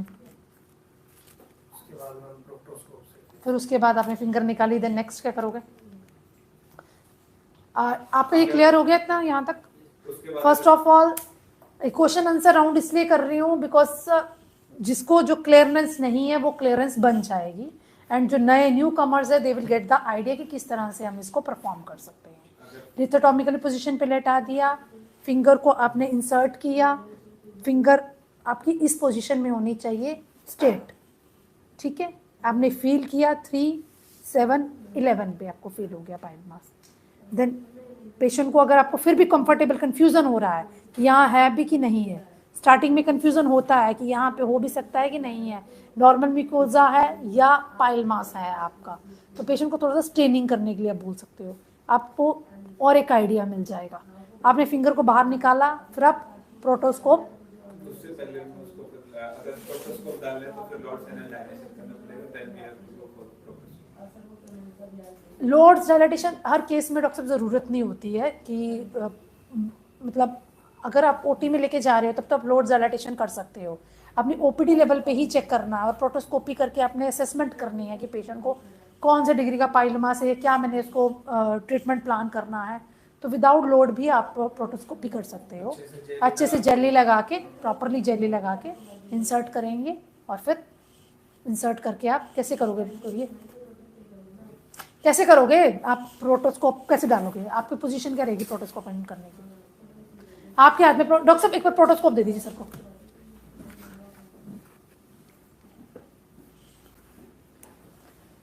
जब भी हमने करना है, हमारा जो प्रेशर होना चाहिए वो जेंटल प्रेशर होना चाहिए, बहुत फोर्सफुली हमने पुल नहीं करना है पेशेंट को, बिल्कुल सॉफ्ट हैंड से। और कोशिश करिए उस टाइम पेशेंट को बातों में लगा लीजिए आप कि आपका नाम, गांव, कहाँ से आए हो, क्या कर रहे हो, कुछ भी इधर उधर की बातें, टू चेंज देयर माइंड। क्योंकि अगर आप पीआर कर रहे हो, नॉर्मली फीमेल्स में भी जैसे होता है, हम उत्तर बस्ती कुछ भी प्रोसीजर्स देते हैं, तो जैसे आप पेशेंट का माइंड को चेंज कर देते हो, पेशेंट को पेन नहीं होता, वो चिल्लाता नहीं है। नहीं तो क्या होता है कि जैसे हमने पीआर करना शुरू किया, पेशेंट चिल्लाना शुरू कर दिया, जो बाहर के पेशेंट आपके बैठे होते हैं वो भी डिस्टर्ब होना शुरू हो जाते हैं। तो change the mind mental status of the patient, उसे इधर उधर की बातें करिए। अब जेंटली प्रेस करोगे, एनल फिशर को और पेरी एनल स्किन को देखेंगे, लोकेशन देखेंगे, उसका साइज देखेंगे, बाहर कोई सैनिटरी टैग है कि नहीं है, कोई थ्रोम्बोसिस तो नहीं हो रहा है। स्वेलिंग के लिए आप देखोगे ब्लड वेसल्स की स्वेलिंग है, अगर ब्लड वेसल्स में स्वेलिंग है तो वो इंडिकेट करेगा पाइल मास को। एक्सटर्नल पाइल्स है या हमारे बाहर के एनल एरिया में, जो हमने इससे पहले पिक्चर्स देखी उससे क्लियर हो गया। Internal pile mass seen during the straining, आप प्रोटोस्कोप डालोगे, प्रोटोस्कोप के बाद पेशेंट को स्टेनिंग करके बोलिए, जोर लगाइए, खांसी करिए, आपको पर्टिकुलर पाइल मास वहां पे विजिबल हो जाएगा। 4th डिग्री प्रोलैप्स पाइल मास जो 3, 7 और 11 o'clock पोजीशन पे इजीली हमें विजिबल होते हैं। Change the slide. अब डिजिटल एग्जामिनेशन करना है तो examination with the gloves lubricant finger से फील करना है, जो ऑलरेडी वी विल डिस्कस। कोई अल्सरेशन तो नहीं है वहां पे। Be sure the palpate and prostate in all the main, patient को कोई प्रोस्टेट की प्रॉब्लम तो नहीं है, उसकी हिस्ट्री अगर वो देता है तो पल्पेशन करते वक्त we have to put slowly, हमें इसको पुट करना है। इंटरनल हेमरॉइड जो होते हैं वो सॉफ्ट रहते हैं स्ट्रक्चरली एंड नॉट पैल्पेबल। सो अगर थ्रोम्बोस्ड पाइल्स है या पेशेंट को ब्लीड विद पाइल्स है, उस चीज़ का ध्यान रखते ही हमें पैल्पेशन करना चाहिए। लेफ्ट लेटरल पोजीशन पे हमने लेटा दिया पेशेंट को। लेफ्ट लेटरल पोजीशन पे हिप को फ्लेक्स किया जाता है 90 डिग्री तक। Pulp the finger in the NS, एक हाथ ऊपर करके रिटेक्ट करके आगे इंसर्ट करेंगे। चेंज इंसर्ट द फिंगर, हमने जैसे फिंगर को पुश करना है, पेशेंट को एक बार बोलिए कि धीरे से सांस ले, ऊपर की तरफ सांस ले। आप जो मसल्स टोन्ड हो रहे हैं उसके बारे में you will get the idea कि किस तरह से पल्पेशन करेंगे हम। इंसर्ट फिंगर पुल अपवर्ड डायरेक्ट, क्योंकि अगर कोई यहाँ पे सैनिटरी टैग है, स्टिंचर्स टाइट हो रहा है या वात अर्श है, वात प्रकृति वाला पेशेंट है, तो वो ऑलरेडी बहुत ज़्यादा टाइट कर लेगा, तो आपको उसमें कन्फ्यूजन होगा, आपको क्लियर नहीं हो पाएगा केस क्या है उस कंडीशन में। अगर आप लिथोटॉमिकली पोजीशन में करते हो तो इस तरह से बाई मैनुअल मेथड से आप लिथोटॉमिकल पोजीशन में पेशेंट को करेंगे। एक हाथ अपवर्ड रहेगा और दूसरी फिंगर को हम इंसर्ट करेंगे। अगर पीवी भी की जाती है तो परवेजाइनल भी ऐसे एग्जामिनेशन किया जाता है बाई मैनुअल मेथड से। लिथोटॉमिकल पोजीशन पे एक हाथ यूट्रस पे रख के और वेजाइना में डाला जाता है। सिमिलर लाइक दैट रेक्टम को एग्जामिनेशन करना है लिथोटॉमिकल पोजीशन में, एक हाथ ऊपर रखेंगे और पर रेक्टम दूसरी हम इंसर्ट करेंगे। Next picture. अब जैसे ही आपने फील किया, आपकी फिंगर कैसे इंसर्ट हुई। इंसर्ट की फिंगर फील एनल केनाल, सबसे पहले हमें एनल केनाल को फील करना है जो ऑलरेडी एनाटॉमी अपने पढ़ी। इसके बाद जो हमारी फिंगर है ऊपर जाके हल्का सा ये ट्विस्ट हो जाएगी, fail around the anal canal, थोड़ी सी इसको मूव कर देंगे, स्ट्रेट नहीं रख के हम ऊपर जाके हल्का सा मूव करेंगे। You can feel the coccyx region, जो बोन है उसको फील करेंगे। आप इस पिक्चर में देखते हैं, you can get the idea just above this. ये हमारा एनल केनाल है। पेशेंट को सैनिटरी टैग है, ये बाहर का आपको स्टार्टिंग में दिखेगा। जैसे अपने फिंगर, ये फिशर की भी हिस्ट्री साथ में है, जैसे अपने फिंगर को पुट किया आप इस थंब से, यू कैन फील, इस थंब से आप हेल्प लोगे कॉक्सिक रीजन की और इजीली फिंगर को आप इंसर्ट कर देंगे। तो यहाँ पे पीआर किस किस ने कर लिया है और कौन है जिसने पीआर अभी तक नहीं किया। आपने पीआर नहीं किया डॉक्टर साहब, आपने पीआर किया है केसेस में, ठीक है। सो अभी पीआर कैसे करते हैं और प्रोटोस्कोपी अपनी कैसे करनी है, वो पेशेंट्स को लेके उस पर पर्टिकुलर प्रोटोस्कोपी आपको करवाते हैं। नेक्स्ट, जब भी हम प्रोटोस्कोपी करते हैं किन किन चीज़ों का ध्यान रखना है। Look for the internal hemorrhoids, हमारा प्रोटोस्कोप जो है वो ल्यूब्रिकेंटेड होना चाहिए। Induce prior intimation to the patient कि मैं आपको किसी इंस्ट्रूमेंट की सहायता से, किसी औजार की सहायता से हम आपको चेक कर रहे हैं और हम इंस्ट्रूमेंट जो है वो आपके बॉडी में इंसर्ट करेंगे, जिससे ये देखेंगे कि आपकी पाइल मास कहाँ कहाँ पे है। अब जैसे हमने प्रोटोस्कोप को डाला, उसको डालने के बाद स्लोली विड्रॉन, हमने देख लिया एनल कैनाल को, विजुअलाइज कर लिया, पाइल मास देख लिए, धीरे से इसको बाहर निकालेंगे, फोर्सफुली निकालेंगे तो पाइल्स मास रप्चर भी हो सकता है, पेशेंट को पेन भी हो सकता है। कि प्रोटोस्कोप दो तरह के होते हैं, कटिंग प्रोटोस्कोप, एक नॉर्मल प्रोटोस्कोप जो होता है। bulge into the lumen just before the anorectal ring. Assess the position, number, degree of the pile mass and bleeding.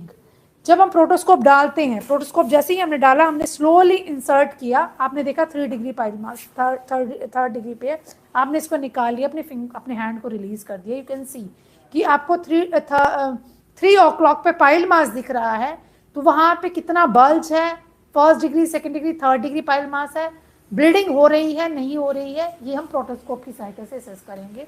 Change the slide please.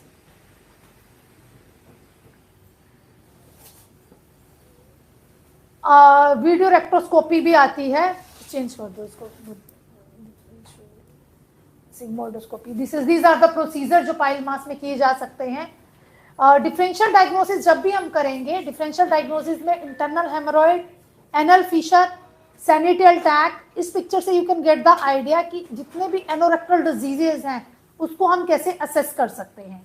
अगर बाहर लेटरिन के रास्ते पे सिर्फ बाहर एक स्किन टंगी हुई है, दैट इज अ सैनिटल टैग, जिसको हम लोकल एक्सरसाइज कर सकते हैं with the help of the blade की या कॉटरी की हेल्प से, या अग्निकर्म भी किया जा सकता है। एक्सटर्नल हेमोरॉइड्स हैं, उसको एक्सरसाइज करना है। अगर पेशेंट को एनल फिशर हो रहा है तो आप you can see on the 6 o'clock पे internal haemorrhoid just above the आपको एनल कैनाल दिखेंगे। Change the slide. Sentinel tag जो दिखेगा इस तरह से 6 o'clock पोजीशन पे। कई बार पेशेंट आता है हिस्ट्री से, उसको सिर्फ सैनिटल टैग ही होता है, अंदर पाइल मास विजुअलाइज नहीं होते हैं, तो वो जब हम डिजिटल एग्जामिनेशन करते हैं एनल फिशर का, सिचुएटेड एट 6 o'clock पोजीशन पे, और उसके साथ साथ ही सैनिटल टैग, इस तरह का केसेस हमें दिख सकता है। Change the slide. Hypertrophied anal papillae. अब कई बार कंडीशन ऐसे होती है ना कि मल्टीपल, ऐसे गोभी का फूल आपने देखा ना कि मल्टीपल, जैसे गोभी के फूल के ऊपर ऐसे फिंगर लाइक प्रोजेक्शंस होती हैं। कई बार कंडीशन ऐसी होती है कि पेशेंट के ना जो लेटरिन का रास्ता होता है उसके पैपिलोमा हो गया होता है, उसको भी पाइल मास से ही कंसिडर किया जाता है। तो वो फिंगर लाइक प्रोजेक्शंस जो है वो एनल वर्ज पे दिखती है, दैट इज ए पैपिलोमा। उसको पर्टिकुलर डिजीज बोला जाता है पैपिलोमा। इन्फेक्टेड डिजीज होती है, इन्फेक्शन होता है। आगे आपका प्रोटोस्कोप दे दो डॉक्टर साहब के हाथ में।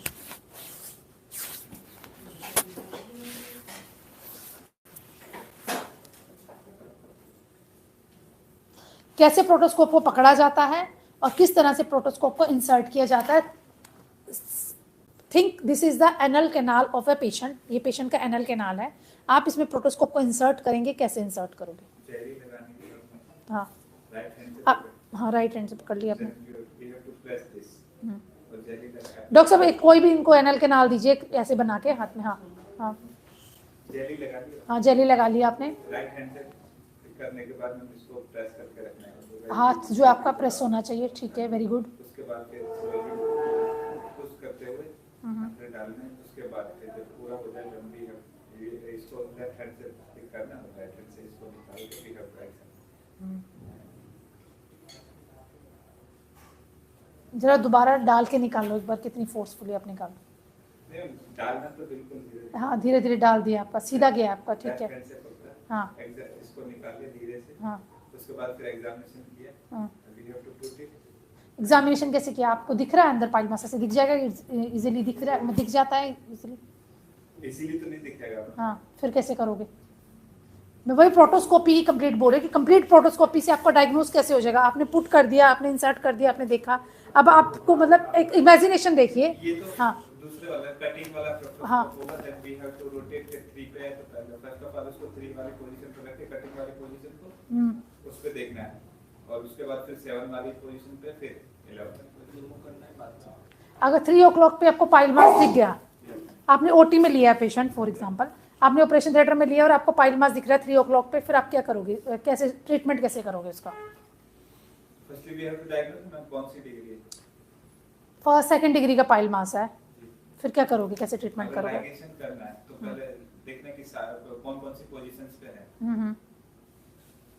देखने के बाद डिसाइड हो जाएगा कि करना है तो फिर कर दो आप प्रोसीजर कर बताओ, पूरा प्रोसीजर बताओ कैसे करोगे फिर।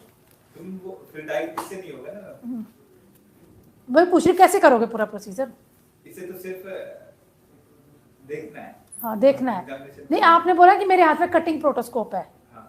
आपके हाथ में कटिंग प्रोटोस्कोप है और आपने देखा कि यहाँ पे 2nd डिग्री पाइल मास है 3 o'clock पोजीशन पे, तो आप क्या डिसाइड करोगे। आपने 10 सर्जरीज देख ली हैं तो आपका क्या डिसीजन रहेगा कि आप क्या करोगे वहाँ पे। अगर वहाँ छाप पतन करना है, छाप पतन करना है तो मैं firstly we have to put एक कोच पीस अंदर डाल के फिर छाप को वहाँ पे अप्लाई करना है उसी पोजीशन पे 4 to 5 मिनट्स। उसके बाद wait and we have to wash out with mixer service. उसके बाद उस पोजीशन उसके पीछे गॉज लगाना है, उसके बाद गॉज लगाना है कुछ, उससे पहले गॉज लगानी है। उसके बाद फिर उसको वॉश आउट करना है, वॉश आउट नींबू सोडा से वॉश आउट करने के बाद फिर मैं स्लोली उस पोजीशन से हटा के फिर 7 क्षार पातन करते हुए हमें पाइल मास के लिए क्षार पातन करना है, तो हम क्षार लगाने के बाद हम उस पर फिर से एक और गॉज पीस लगाएंगे ताकि वहाँ पे क्षार जहाँ पर्टिकुलर एरिया पे, जैसे फॉर एग्जांपल ये हमारा इमेजिन कर लीजिए ये हमारा बेटा चेंज करना स्लाइड, पाइल्स की स्लाइड निकालना, प्रोटोस्कोपी करते हुए पीछे जाओ और पीछे और पीछे और बैक